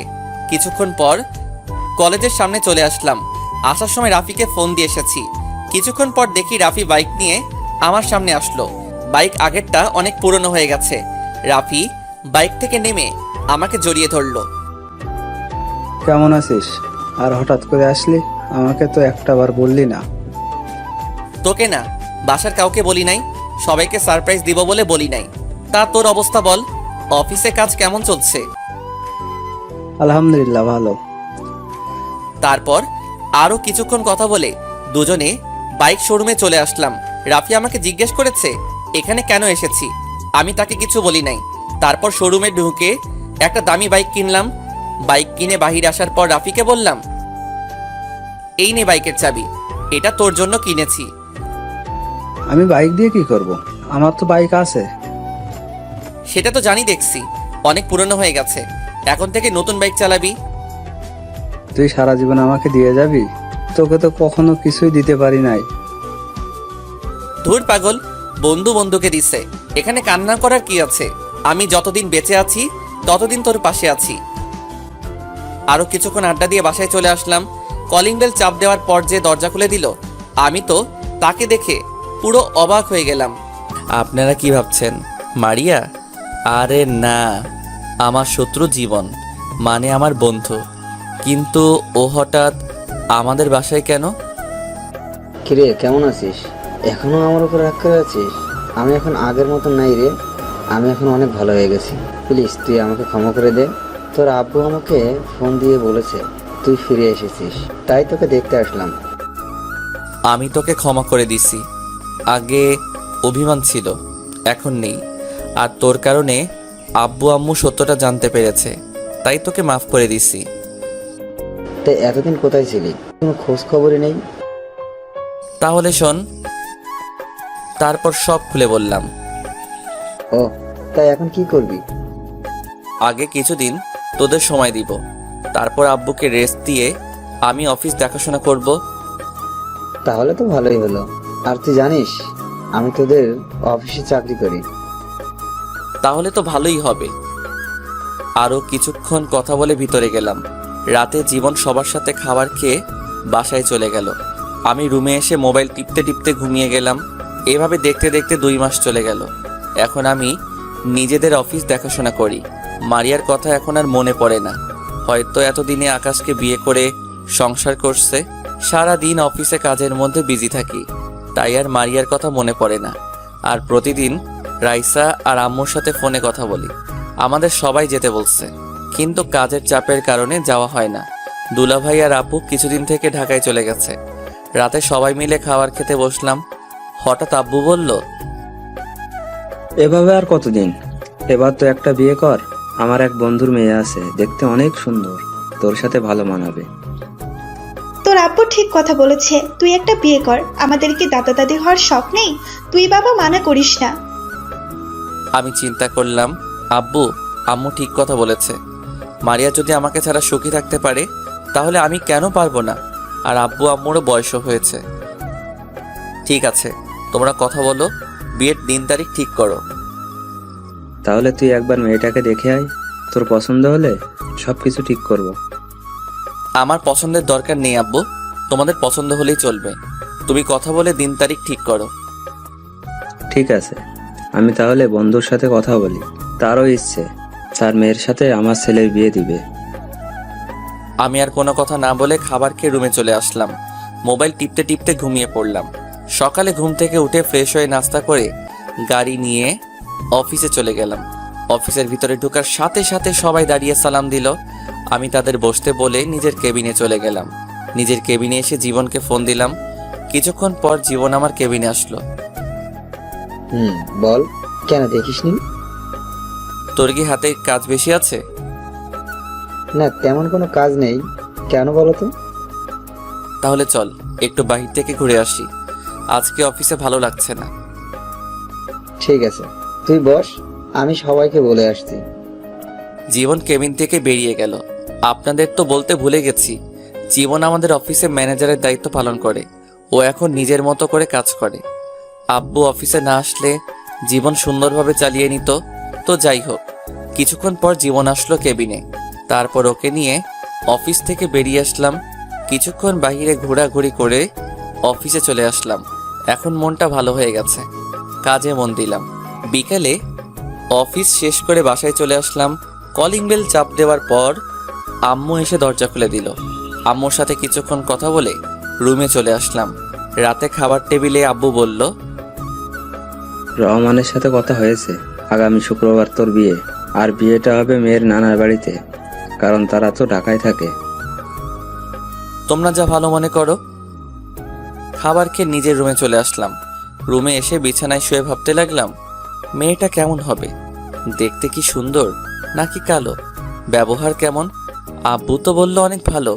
ধুর, কালো হলে সমস্যা নেই, আমার আব্বু আম্মুর খেয়াল রাখলে চলবে।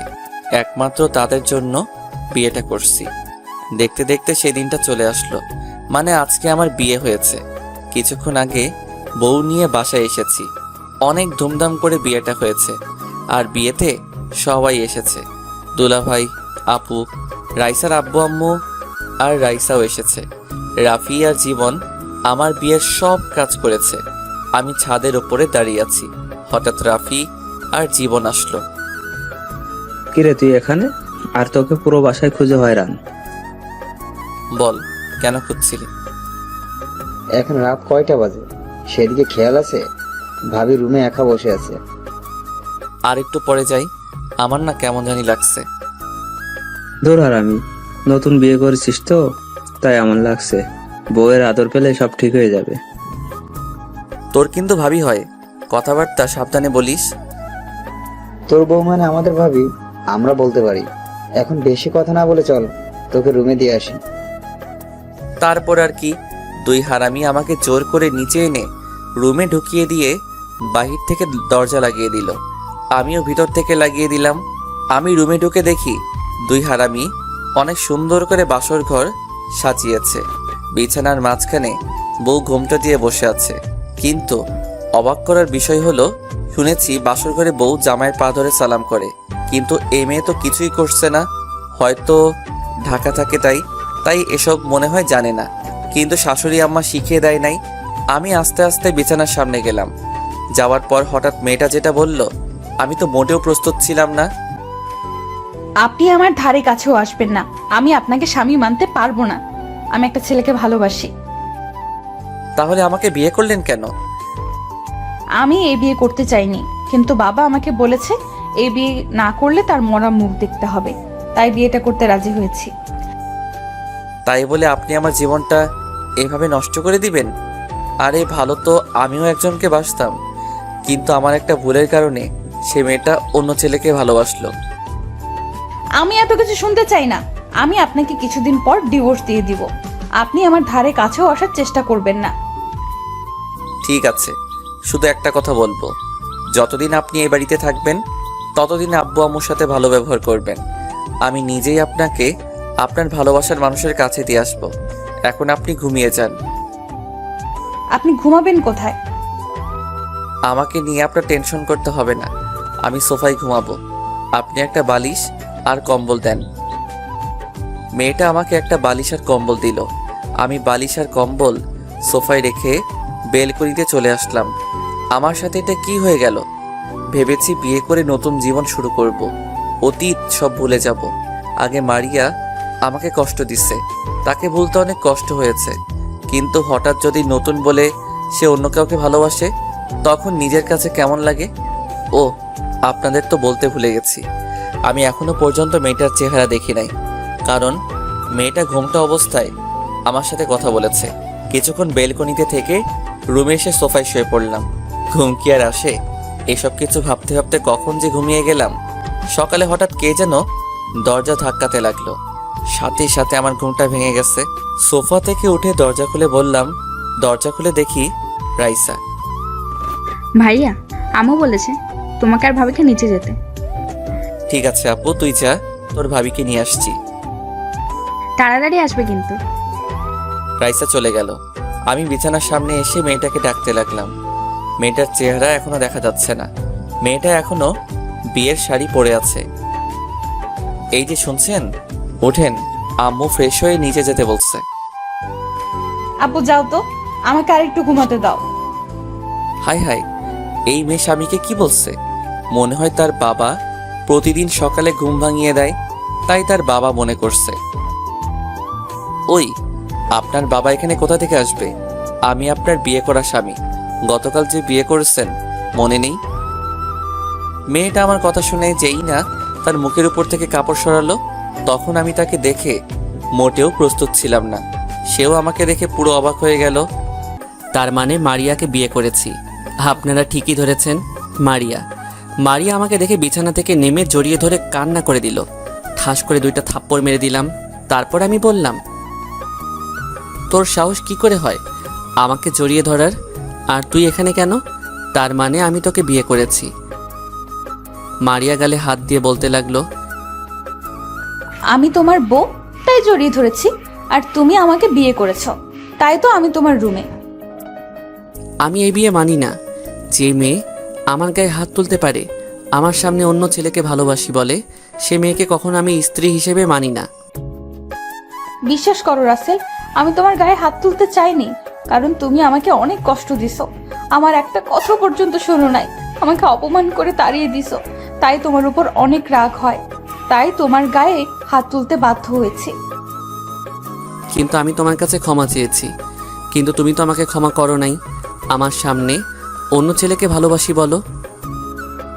ওটা তোমাকে কষ্ট দেওয়ার জন্য বলেছি। তোমার জন্য একটা বছর কষ্ট করেছি। বাসা থেকে বাবা বিয়ের জন্য চাপ দেয়, তারপরেও আমি বিয়ে করি নাই। একমাত্র তোমার কারণে আমার বিশ্বাস ছিল আমি তোমাকে ফিরে পাবো, কিন্তু 1 বছর পর যখন তোমাকে পেলাম, তারপরেও তুমি আমাকে কথা বলার সুযোগ দাওনি। তুমি ভালো করে জানতে তোমার পাশে আমি কোনো ছেলেকে সহ্য করতে পারি না। আর আমাকে ফোন করে বলো নাই কেন? আমি তোমাকে ভুল বুঝে তো তোমার গায়ে হাত তুলি নাই, তাহলে তুমি কেন আমার গায়ে হাত তুললে? আমি জানি তুমি আমার সাথে কোনো ছেলেকে সহ্য করতে পারো না, আর আকাশ আমাকে জোর করে বাইরে নিয়ে এসেছে, কিন্তু মামা তো ভাই বলে কিছু বলতে পারি নাই। আর তুমি রাগ করবে তাই তোমাকে মিথ্যা বলেছি, আর নিজের রাগকে কন্ট্রোল করতে পারি নাই, তাই তোমার গায়ে হাত তুলেছি। আমি মনে করছি তোমাকে কিছুদিন কষ্ট দিয়ে আবার আপন করে নিব, কিন্তু তুমি আর আমার কাছেই আসো নাই। তোমার বসের কাছে জানতে পারি তুমি তোমার বাসায় চলে গেছো, আর তোমার বস আমাকে অপমান করে তাড়িয়ে দিছে।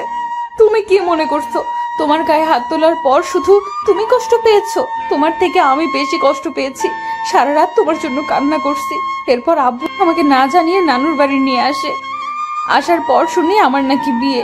তারপর আমি বিয়ে করব না বলি, কিন্তু আব্বু এমন কথা বলবে আমি ভাবতে পারিনি, তাই বিয়েতে রাজি হয়ে গেলাম। তুমি অনেক দেরি করে ফেলেছো। এখন আমি তোমাকে ভালোবাসি না, আমি অন্য একজনকে ভালোবাসি। আমি বিশ্বাস করি না তুমি শুধু আমার। তুমি আমাকে ক্ষমা করে দাও।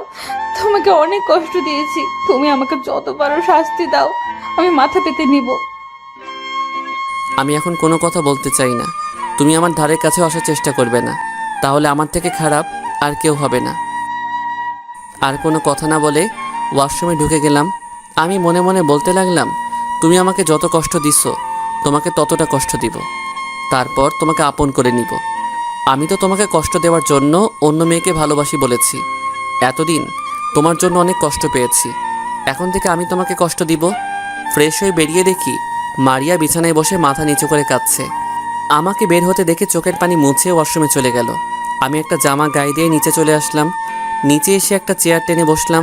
তখন আম্মু বলল, কি রে, মারিয়া কোথায়? তাকে সাথে করে নিয়ে আসলি না কেন? ও ফ্রেশ হয়ে আসছে, তুমি আমাকে নাস্তা দাও। আগে মারিয়া আসুক, সবাই একসাথে নাস্তা করব। কিছুক্ষণ পর দেখি মারিয়া ওপর থেকে নিচে নেমে আসছে। তাকে দেখে আমি পুরো অবাক হয়ে গেলাম। একটা নীল রঙের শাড়ি পরেছে, দেখতে অনেক সুন্দর লাগছে। মারিয়া যখন আমার দিকে তাকালো তখন আমি চোখ সরিয়ে নিলাম। মারিয়া নিচে এসে আমার পাশে একটা চেয়ার টেনে বসলো।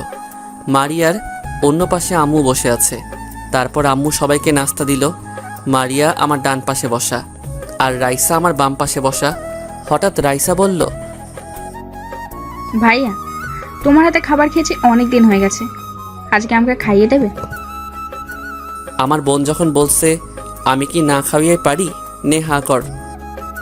হঠাৎ মারিয়া আম্মুকে বলল, আম্মু, তুমি আমাকে খাইয়ে দিবে। আজ কত বছর হয়ে গেছে আম্মুর হাতে খাবার খেয়েছি। পাগল মেয়ে বলে কি, তুই এখন আমার মেয়ে, তোকে আমি সবসময় খাইয়ে দিব। তারপর আম্মু মারিয়াকে খাইয়ে দিতে লাগলো, আমি রাইসাকে খাইয়ে দিতে লাগলাম, সাথে আমিও খেতে লাগলাম। নাস্তাকে রুমে চলে আসলাম। তারপর বাইকের চাবি নিয়ে নিচে আসলাম। তখন আম্মু বলল, কিরে, তুই এখন কোথায় যাস? মাত্র নতুন বিয়ে করছিস, বউকে একটু সময় দে। আম্মু আমার বাইরে একটু কাজ আছে, রাইসা ওর সাথে থাকবে। আর কোনো কথা না বলে বাসা থেকে বেরিয়ে আসলাম। তারপর বাইক বের করে জীবনের বাসায় যেতে লাগলাম। রাফিয়ার জীবন ওরা গতকাল রাতে বাসায় চলে এসেছে, আর আপু আর দুলাভাই তারা সকাল সকাল ঢাকায় চলে গেছে। দুলাভাইয়ের অফিসে গুরুত্বপূর্ণ একটা কাজ আছে, আপুকে থাকতে বলেছে, কিন্তু আপু বলল পরে এসে থাকবে। তার শ্বশুর শাশুড়ি অসুস্থ, তাদের সেবা যত্ন করা লাগবে, তাই দুলাভাইয়ের সাথে চলে গেছে। জীবনের বাসায় এসে কলিং বেল চাপ দেওয়ার পর আন্টি দরজা খুলে দিল। ও, আপনাদের তো বলতে ভুলে গেছি, জীবন এবং রাফি তাদের পরিবারের সবাই বিয়েতে গেছে। তারা গতকাল বিয়ে বাড়ি থেকে এসে বাসায় চলে এসেছে। আমি আন্টিকে দেখে সালাম দিলাম। আন্টি কেমন আছেন? জীবন কি বাসায় আছে? আমি ভালো আছি, তুমি কেমন আছো? তোমার বাসার সবাই ভালো আছে? আর জীবন ওর রুমে আছে। আলহামদুলিল্লাহ আন্টি, সবাই ভালো আছে, আমিও ভালো আছি। আচ্ছা, আমি জীবনের রুমে গেলাম। ঠিক আছে, যাও। আমি ভিতরে ঢুকে জীবনের রুমে চলে গেলাম।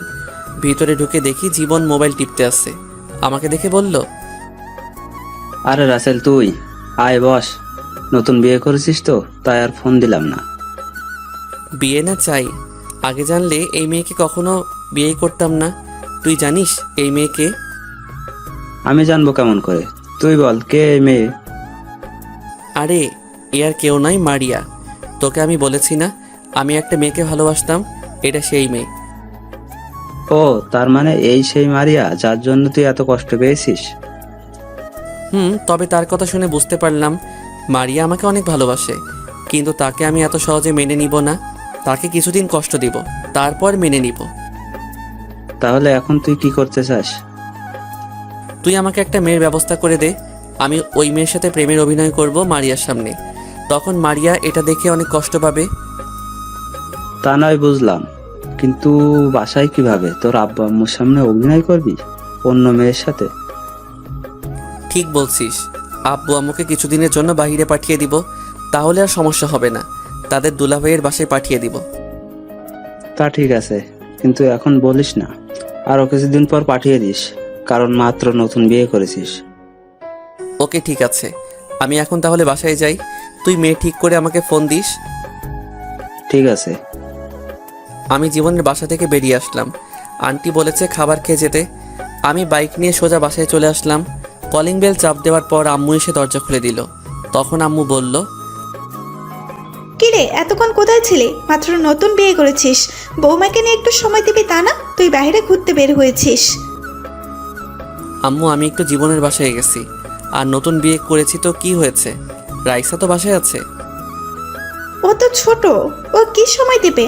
তুই থাকলে মেয়েটার একটু ভালো লাগতো। ঠিক আছে, আমি রুমে গেলাম। আর কোনো কথা না বলে রুমে চলে আসলাম। রুমে এসে দেখি রাইসা মারিয়ার সাথে গল্প করছে। ও, আপনাদের তো বলতে ভুলে গেছি, রাইসার আব্বু আম্মু ও তারা গতকাল বাসায় চলে গেছে। রাইসা বলল ও এখন যাবে না, পরে আমার সাথে যাবে। আমাকে রুমে দেখে রাইসা বলল, ভাইয়া, তুমি এতক্ষণ কোথায় ছিলে? জানো, ভাবে না অনেক ভালো, অনেক মিষ্টি করে কথা বলতে পারে। ভাইয়া একটু বাইরে কাজে গেছি, তোর সাথে পরে কথা বলবো। ভাইয়া এখন ফ্রেশ হয়ে একটু রেস্ট করব। তাহলে ঠিক আছে, আমি আম্মুর রুমে গেলাম। বলে রাইসা রুম থেকে বেরিয়ে গেল। আমি ওয়াশরুমে ঢুকে ফ্রেশ হয়ে বেরিয়ে এসে দেখি মারিয়া মনমরা হয়ে বসে আছে সোফায়। আমি বিছানায় গিয়ে শুয়ে পড়লাম। তোমার শরীরটা কি খারাপ? অসময়ে শুয়ে পড়লে যে? আমার শরীর ভালো না খারাপ সেটা কি তোকে বলবো? তুমি আমার সাথে এভাবে কথা বলছো কেন?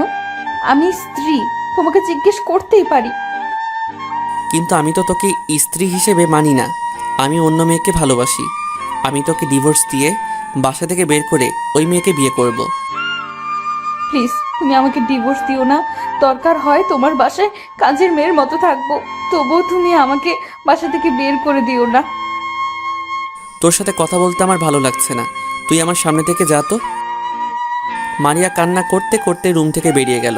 আমি মনে মনে বললাম, এখন কেমন লাগছে? আমিও কম কষ্ট পাইনি, তোমার জন্য অনেক কান্না করেছি। তো যাই হোক, রাতে সবাই একসাথে খাবার খেলাম। রুমে এসে বিছানায় শুয়ে মোবাইল টিপতে লাগলাম। কিছুক্ষণ পর মারিয়া রুমে আসলো। মারিয়া বিছানায় এসে শুয়ে পড়লো একপাশে। তখন আমি বিছানা থেকে নেমে সোফায় চলে গেলাম। তখন মারিয়া বলল, কি ব্যাপার, তুমি সোফায় গেলে কেন? বিছানায় এসে শুয়ে পড়ো। তোর সাথে আমি এক বিছানায় কখনো শুবো না। প্লিজ তুমি আমার সাথে এরকম করো না। ঠিক আছে, তুমি বিছানায় শুয়ে পড়ো, আমি সোফায় ঘুমিয়ে পড়ি। তারপরেও তুমি বিছানায় শুয়ে পড়ো। ঠিক আছে, তবে তুইও বিছানায় ঘুমাবি, কিন্তু মাঝখানে কোলবালিশ থাকবে। যদি রাতে উল্টাপাল্টা কিছু করিস তাহলে তোর কপালে শনি আছে। মারিয়া মন খারাপ হয়ে গেছে। আমি আর কোনো কথা না বলে সোফা থেকে বিছানায় গিয়ে একপাশে শুয়ে পড়লাম। হঠাৎ মোবাইলটা বেজে উঠল। তাকিয়ে দেখি জীবন ফোন দিয়েছে। তারপর বিছানা থেকে নেমে বেলকনিতে চলে গেলাম। আমি ফোনটা রিসিভ করে বললাম, বল, কেন ফোন দিয়েছিস? মেয়ে একটা পেয়েছি, তবে মেয়েটা আমার ভালোবাসা এবং আমার মামাতো বোন সিমি। তাকে তোর বিষয়ে সব খুলে বলেছি, কিন্তু প্রথমে রাজি হয়নি, পরে সবকিছু বুঝিয়ে বলেছি, তারপর রাজি হয়েছে।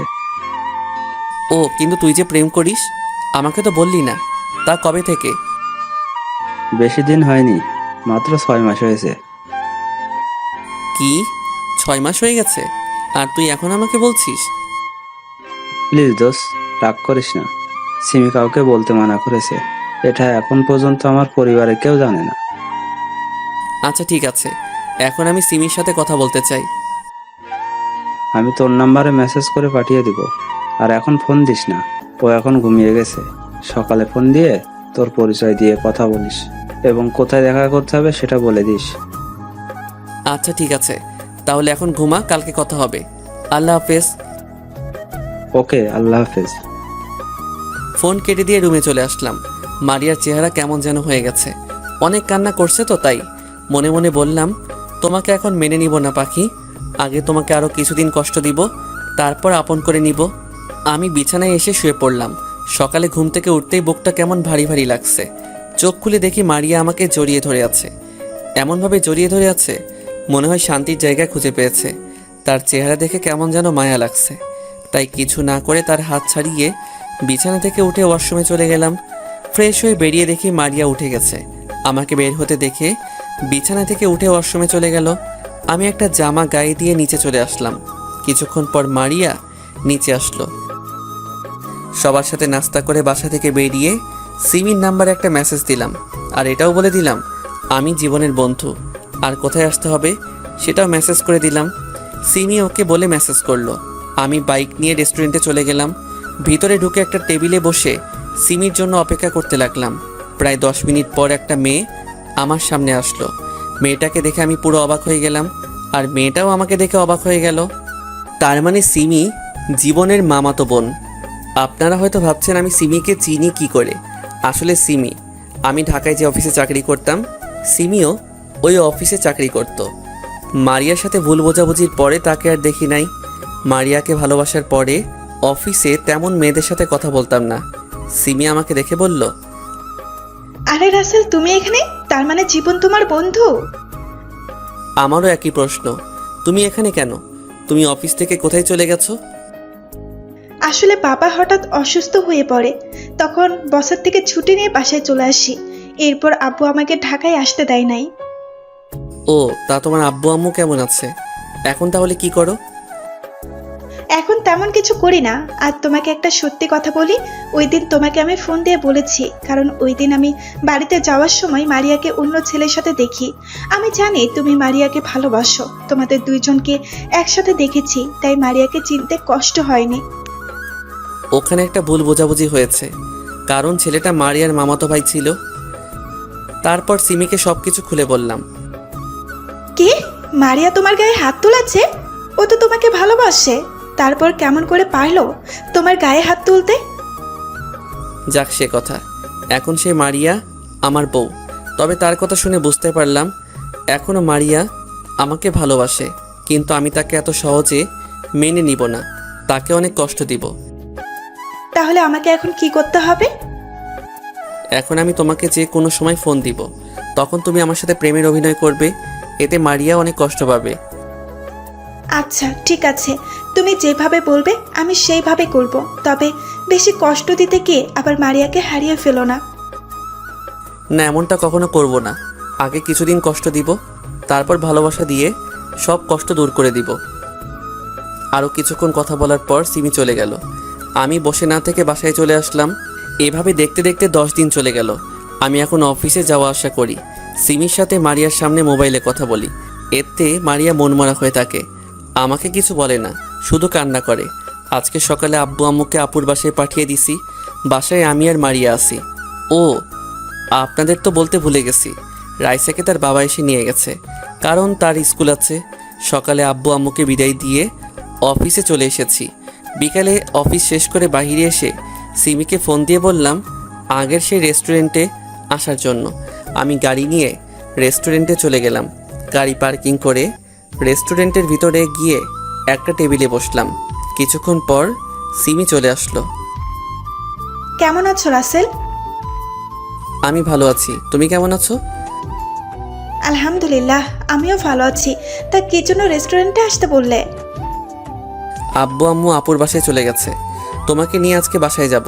কিছুক্ষণ মারিয়ার সামনে অভিনয় করবে, তারপর আমি তোমাকে বাসায় দিয়ে যাব। ঠিক আছে, চলো। তারপর দুজনে রেস্টুরেন্ট থেকে বেরিয়ে গাড়ি নিয়ে সোজা বাসায় চলে আসলাম। কলিং বেল চাপ দেওয়ার পর মারিয়া দরজা খুলে দিল। আমার সাথে সিমিকে দেখে অবাক হয়ে গেল। তখন সিমি বলল, বাবু, এই মেয়েটা কে? ও হচ্ছে আমাদের কাজের মেয়ে। কিছুদিন হয়েছে আম্মু রাস্তা থেকে নিয়ে এসেছে। ও ঠিক আছে, এই মেয়ে আমাদের জন্য কফি বানিয়ে নিয়ে আসো, আমরা রুমে যাচ্ছি। মারিয়া মাথা নিচু করে আমাদের সামনে থেকে চলে গেল। আমি আর সিমি ভিতরে ঢুকে নিজের রুমে চলে আসলাম। কিছুক্ষণ পর মারিয়া কফি নিয়ে আসলো। সিমি কফি মুখে দিয়ে কাপটা নিচে ফেলে দিল। তখন সিমি বলল, এটা কি কফি না অন্য কিছু? এত ঠান্ডা কেন? কফি তো গরম ছিল। তুই আবার মুখের উপর কথা বলছিস? এক্ষুনি রুমটা পরিষ্কার কর। বাবু, তোমার আম্মু কেন যে এসব রাস্তার মেয়েকে বাসায় আনছে?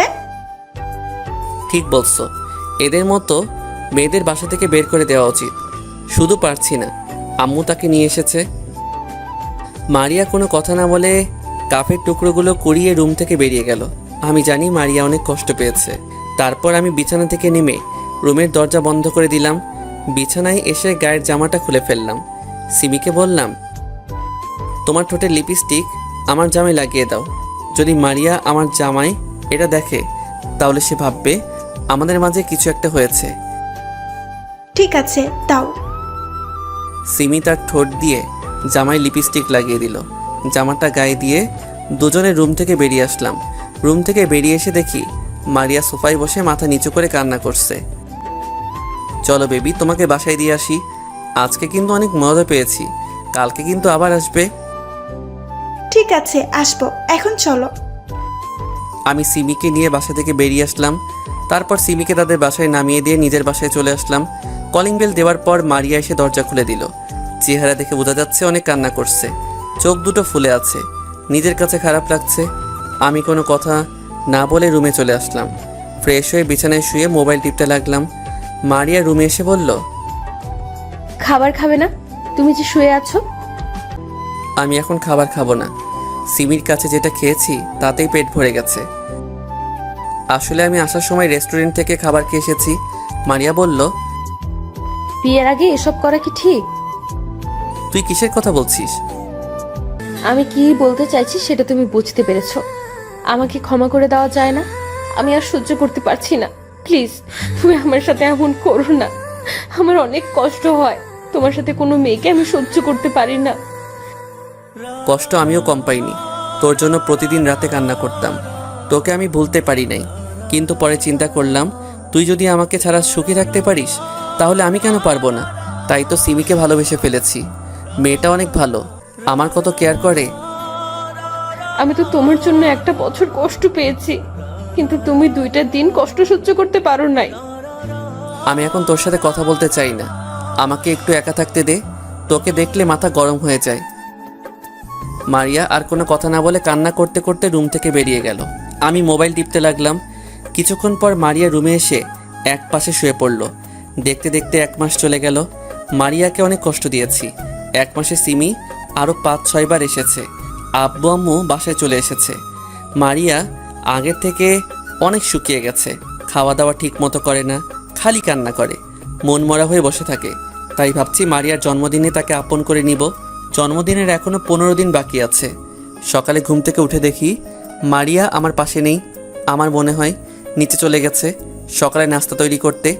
আমি বিছানা থেকে নেমে ওয়াশরুমে ঢুকে ফ্রেশ হয়ে রেডি হয়ে নিচে চলে আসলাম। একটা চেয়ার টেনে বসলাম। মারিয়া আমাকে নাস্তা দিল। হয়তো ভাবছে আমি খাবো না, কিন্তু তাকে অবাক করে দিয়ে আমি নাস্তা খেতে লাগলাম। মারিয়ার মুখে খুশির ছাপ দেখছি, কারণ আগে মারিয়া আমাকে নাস্তা দিলে আমি খেতাম না, নিজের হাতে নিয়ে খেলাম। নাস্তা করে আব্বু আম্মুকে বলে বাসা থেকে বেরিয়ে এসে গাড়ি নিয়ে অফিসে চলে আসলাম। অফিসের ভিতরে ঢুকে নিজের কেবিনে চলে গেলাম। বসে বসে একটা ফাইলের কাজ করতে লাগলাম। হঠাৎ দরজার সামনে দাঁড়িয়ে রাফি বলল, ভিতরে আসবো? আরে রাফি, আয় বস, তোর অনুমতি লাগবে না। তা হঠাৎ আমার অফিসে? তোকে একটা দাওয়াত দিতে এসেছি। আগামী শুক্রবার আমার বিয়ে। তোর আব্বু আম্মু ভাবি তুই সহ চলে আসবি। কি বলছিস? তোর বিয়ে আমি আসবো না? তা মেয়েটাকে? আমি যে অফিসে কাজ করি ওই অফিসে তিথি কাজ করে। তিথি আমাকে অফিসে দেখে পছন্দ করে, তারপর ওর আব্বু আম্মুকে আমাদের বাসায় পাঠায়। যাক, ভালো হলো। তোর বিয়েটা হয়ে গেলে জীবন বাকি থাকবে। ঠিক আছে, তুই কাজ কর। বিয়ের 2 দিন আগে কিন্তু ভাবিকে নিয়ে চলে আসবি। আমি জীবনের রুমে গেলাম, তাকে দাওয়াতটা দিয়ে আসি। ঠিক আছে, তাহলে যা। রাফি কেবিন থেকে বেরিয়ে গেল। আমি কাজে মন দিলাম। বিকেলে অফিস থেকে বেরিয়ে এসে গাড়ি নিয়ে বাসায় চলে আসলাম। কলিং বেল চাপ দেওয়ার পর মারিয়া দরজা খুলে দিল। কিন্তু আমি মারিয়াকে দেখে অবাক হয়ে গেলাম। তার দিকে তাকিয়ে রইলাম, কারণ মারিয়া আজকে শাড়ি পরেছে। দেখতে অনেক ভালো লাগছে, আবার খারাপও লাগছে, কারণ মারিয়ার চেহারা আগের মতো নেই। আমি কোনো কথা না বলে রুমে চলে আসলাম। মারিয়া হয়তো কষ্ট পেয়েছে। আমি তাকে কিছু বললাম না। রুমে এসে ওয়াশরুমে ঢুকে গেলাম। ফ্রেশ হয়ে বাইরে এসে দেখি মারিয়ার সামনে দাঁড়িয়ে আছে। তখন মারিয়া বলল, আমাকে কেমন লাগছে? আমি কোনো কথা বললাম না। তখন মারিয়া আবার বলল, কি হলো, কথা বলছো না কেন? আমাকে কেমন লাগছে একটু বলো না। ভালো লাগছে। মারিয়া হয়তো এমন বলবো আশা করেনি। মারিয়া আর কোনো কথা না বলে ওয়াশরুমে চলে গেল। কিছুক্ষণ পর শাড়িটা চেঞ্জ করে বাইরে আসলো। কোনো কথা না বলে রুম থেকে বেরিয়ে গেল। আমিও আর দাঁড়িয়ে না থেকে নিচে চলে আসলাম। সবাই মিলে খাবার খেতে লাগলাম। তখন আমি বললাম, আব্বু আম্মু রাফির বিয়ে আগামী শুক্রবার। আজকে অফিসে এসে দাওয়াত দিয়ে গেছে, সবাইকে যেতে বলেছে। ঠিক আছে, আমরা সবাই যাব। তারপর খাবার খেয়ে রুমে চলে আসলাম। রুমে এসে বিছানায় শুয়ে মোবাইল টিপতে লাগলাম। কিছুক্ষণ পর মারিয়া রুমে আসলো। দরজা বন্ধ করে আমার পাশে এসে এমন কিছু করবে আমি তো অবাক হয়ে গেলাম। মারিয়া আমার পাশে শুয়ে আমাকে জড়িয়ে ধরলো।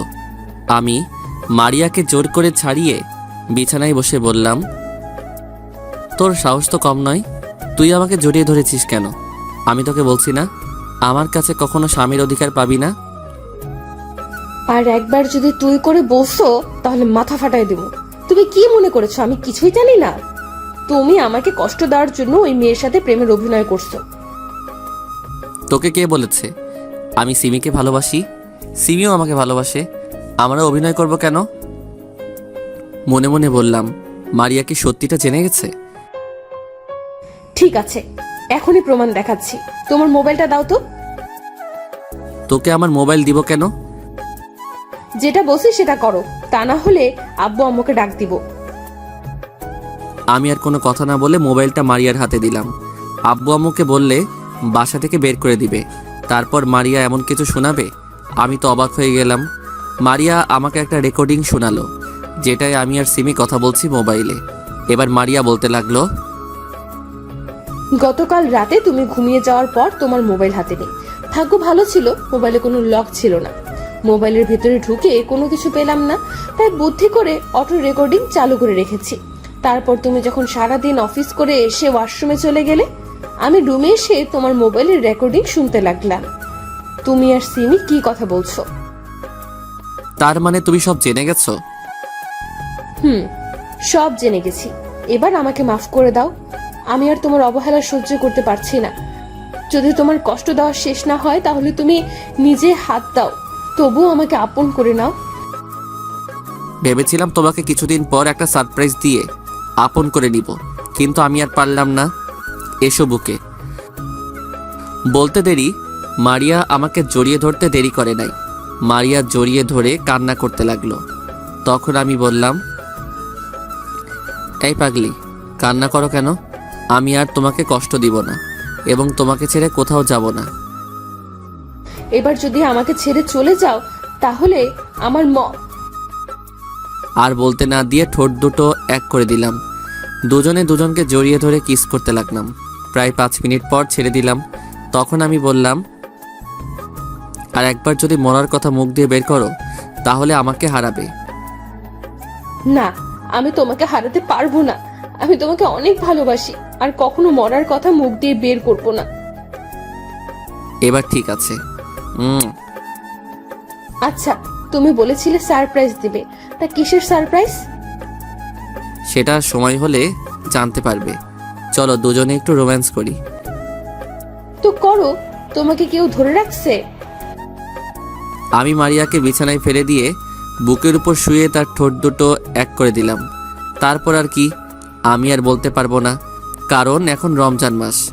সকালে ঘুম থেকে উঠতে দেখি মারিয়া আমাকে জড়িয়ে ধরে শুয়ে আছে। তার শরীরে কাপড় নেই। হঠাৎ মারিয়ার গলার নিচে একটা তিল দেখে নিজেকে কন্ট্রোল করতে পারলাম না।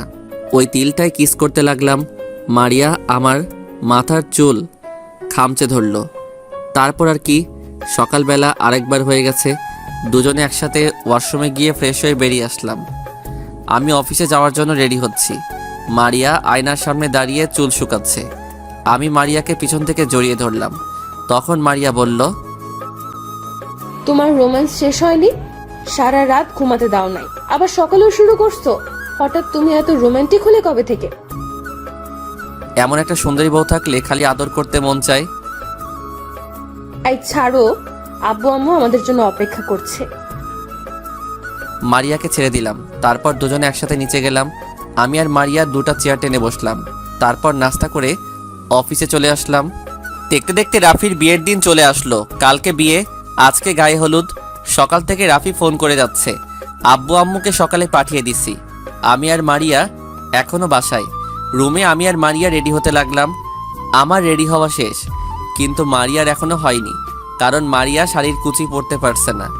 আমি মারিয়ার হাত থেকে কুচিটা হাতে নিয়ে পরিয়ে দিলাম। মারিয়া চোখ বন্ধ করে ফেলল। মারিয়ার পেটে একটা কিস করলাম। মারিয়া কেঁপে উঠল। বসা থেকে দাঁড়িয়ে দেখি মারিয়া এখনো চোখ বন্ধ করে আছে। আমিও আর সুযোগ মিস করি নাই। মারিয়ার ঠোঁট দুটো এক করে দিলাম। প্রায় 2 মিনিট পর ছেড়ে দিলাম। তোমার কি খালি কিস করতে মন চায়? কি করব বলো? তোমার ওই গোলাপি ঠোঁট দেখলে কিস করতে মন চায়। এখন চলো, পরে অনেক সময় পাবে রোম্যান্স করতে। এমনি অনেক দেরি হয়ে গেছে। আমি আর মারিয়া রুম থেকে বেরিয়ে বাসার বাইরে চলে আসলাম। গাড়ি নিয়ে দুজনে একসাথে গেলাম, মার্কেটে গেলাম।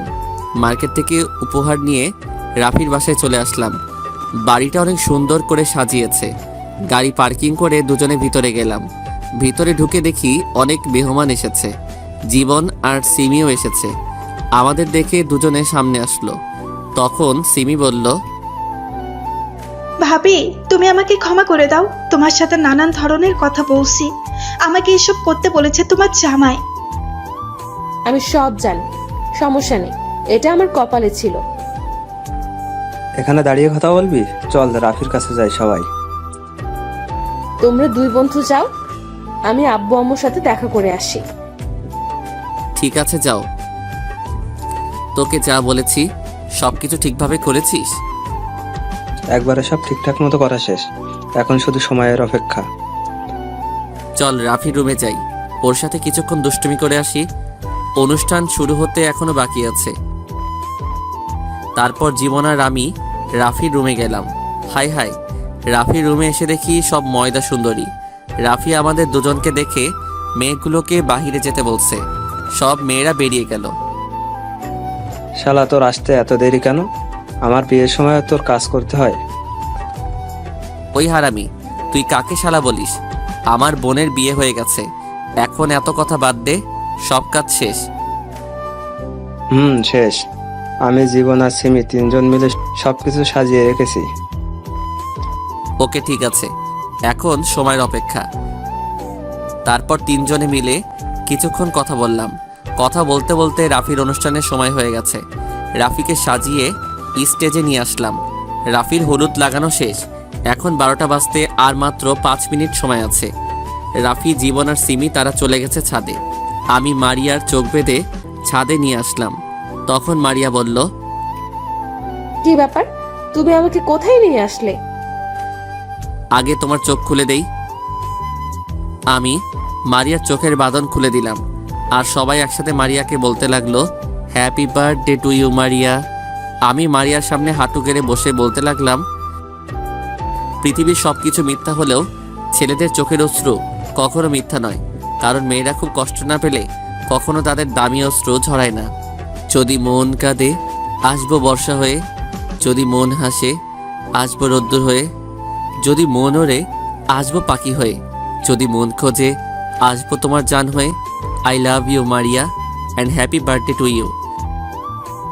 মারিয়া আমাকে জড়িয়ে ধরে কান্না করে দিল আর বলতে লাগলো, তুমি আমাকে এত ভালোবাসো? আমিও তোমাকে অনেক ভালোবাসি রাসেল, কখনো ছেড়ে যাব না। আমার তো মনে ছিল না আজকে আমার জন্মদিন। তুমি সব সময় আমার জান হয়ে থাকবে। এবার কান্না বন্ধ করো, চলো কেক কাটবে। মারিয়া কেক কাটলো। প্রথমে আমাকে খাওয়াই দিল, তারপর বাকি সবাইকে। পরের দিন সবাই রেডি হয়ে মেয়ের বাড়িতে গেলাম। আমার গাড়িতে রাফি, জীবন আর সিমি। আমার সাথে সামনের সিটে মারিয়া, পিছনে রাফির সাথে জীবন আর সিমি। প্রায় 1 ঘন্টা পর মেয়েদের বাসার সামনে চলে এসেছি। ও, আপনাদের তো বলতে ভুলে গেছি, আমি আর মারিয়া ম্যাচ করে পরেছি। মারিয়া পরেছে নীল শাড়ি আর আমি নীল রঙের পাঞ্জাবি। মারিয়া আর সিমি গাড়ি থেকে নেমে ভিতরে চলে গেছে। আমি, রাফি, জীবন গাড়ি থেকে নেমে গেটের সামনে যাওয়ার পর কিছু মেয়ে ভিতরে যেতে দিচ্ছে না। তখন আমি বললাম, কি ব্যাপার, আপনারা গেটের সামনে দাঁড়িয়ে আছেন কেন?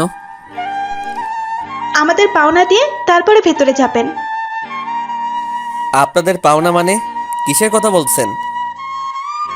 মা, এনে দেখি ভাজা মাছটা উল্টে খেতে পারে না, ভেতরে যেতে টাকা লাগবে। ও মা, এটা তো বেশিরভাগ গ্রাম অঞ্চলে হয়, ঢাকায় হতে এই প্রথম দেখেছি। আরে মিথ্যা বললাম, আমার বিয়ের সময়ও নিছে, কিন্তু ওই সময় এত কিছুর দিকে তাকাইনি। কারণটা আপনারা জানেন। আমি জীবনের কানে কানে বললাম একটা ডিল হাতে নিতে। জীবন আমার কথা মতো একটা ডিল দিল হাতে। তখন আমি 10 টাকার নোট 5টা ডিলটার মধ্যে পেঁচিয়ে বললাম, আগে আমাদের ভিতরে যেতে দিন, তারপর টাকা দিব। হাতের মধ্যে টাকা দেখিয়ে ওরা কি জানি চিন্তা করে গেট ছেড়ে দিল। আমি মেয়েদের হাতে টাকাগুলো দিয়ে দৌড়ে ভিতরে চলে গেলাম, আর মেয়েগুলো আমার 14 গোষ্ঠী উদ্ধার করছে পিছন থেকে। ভিতরে আসার পর হঠাৎ মারিয়া আর সিমিকে দেখি একটা ছেলের সাথে তর্ক বিতর্ক করছে। আমি তাদের সামনে গিয়ে বললাম, এখানে কি হয়েছে? আমরা ভিতরে আসার সময় এই ছেলেটা এসে সিমিকে ধাক্কা মেরে ফেলে দেয়। ভাইয়া, আমি ইচ্ছা করে ফালাই নাই। আমার কিছু কাজিন রং নিয়ে আমাকে দৌড়াচ্ছে, তখন আমি দৌড়ে আসার সময় ওনাদের সাথে ধাক্কা লাগে, তারপর উনি পড়ে যায়।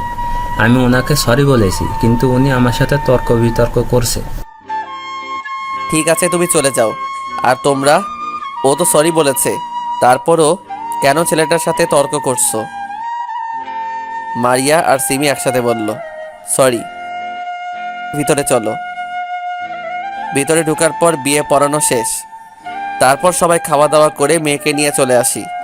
রাফির বাড়ির সবার কাছ থেকে বিদায় নিয়ে আব্বু আম্মু আমি আর মারিয়া বাসায় চলে আসি। জীবন আর সিমি আজকে থাকবে রাফির বাসায়। বাসায় এসে কলিং বেল চাপ দেওয়ার পর কাজের বুয়া এসে দরজা খুলে দিল। আমি আর মারিয়া আমাদের রুমে চলে আসলাম। আমি ওয়াশরুমে ঢুকে ফ্রেশ হয়ে বাহিরে আসার পর মারিয়া ঢুকলো ওয়াশরুমে। মারিয়া ফ্রেশ হয়ে এসে বিছানায় শুয়ে আমাকে জড়িয়ে ধরে বলল, আজকে বিয়ে বাড়িতে দেখছি মা তাদের ছেলে মেয়েকে কি সুন্দর করে খাবার খাইয়ে দেয়। তো কি হয়েছে? আমিও মা হব, তুমি আমাকে একটা ছেলে দাও। আমি তোমাকে কোথায় থেকে জেলে এনে দিব? মারিয়াকে বোঝাতে চাচ্ছে। আমি বুঝেছি। না বুঝলে নাই, আমি এখন ঘুমাবো। বলে অন্যদিকে মুখ ঘুরিয়ে শুয়ে পড়ল। আমি পিছন থেকে জড়িয়ে ধরে বললাম, তাহলে ছেলে আনার মিশনে নেমে পড়ি। এটা বলার সাথে সাথে মারিয়া আমাকে জড়িয়ে ধরল। লজ্জায় চেহারা পুরো লাল হয়ে গেছে। তারপর আর কি, শুরু হয়ে গেল মিশন। এই মেয়েরা রোজা রাখেন নাই? আর কি দেখেন, রোজার সময় এগুলো মানুষ দেখে না, সবাই খারাপ বলবে। ধন্যবাদ সবাইকে, পাশেই থাকবেন।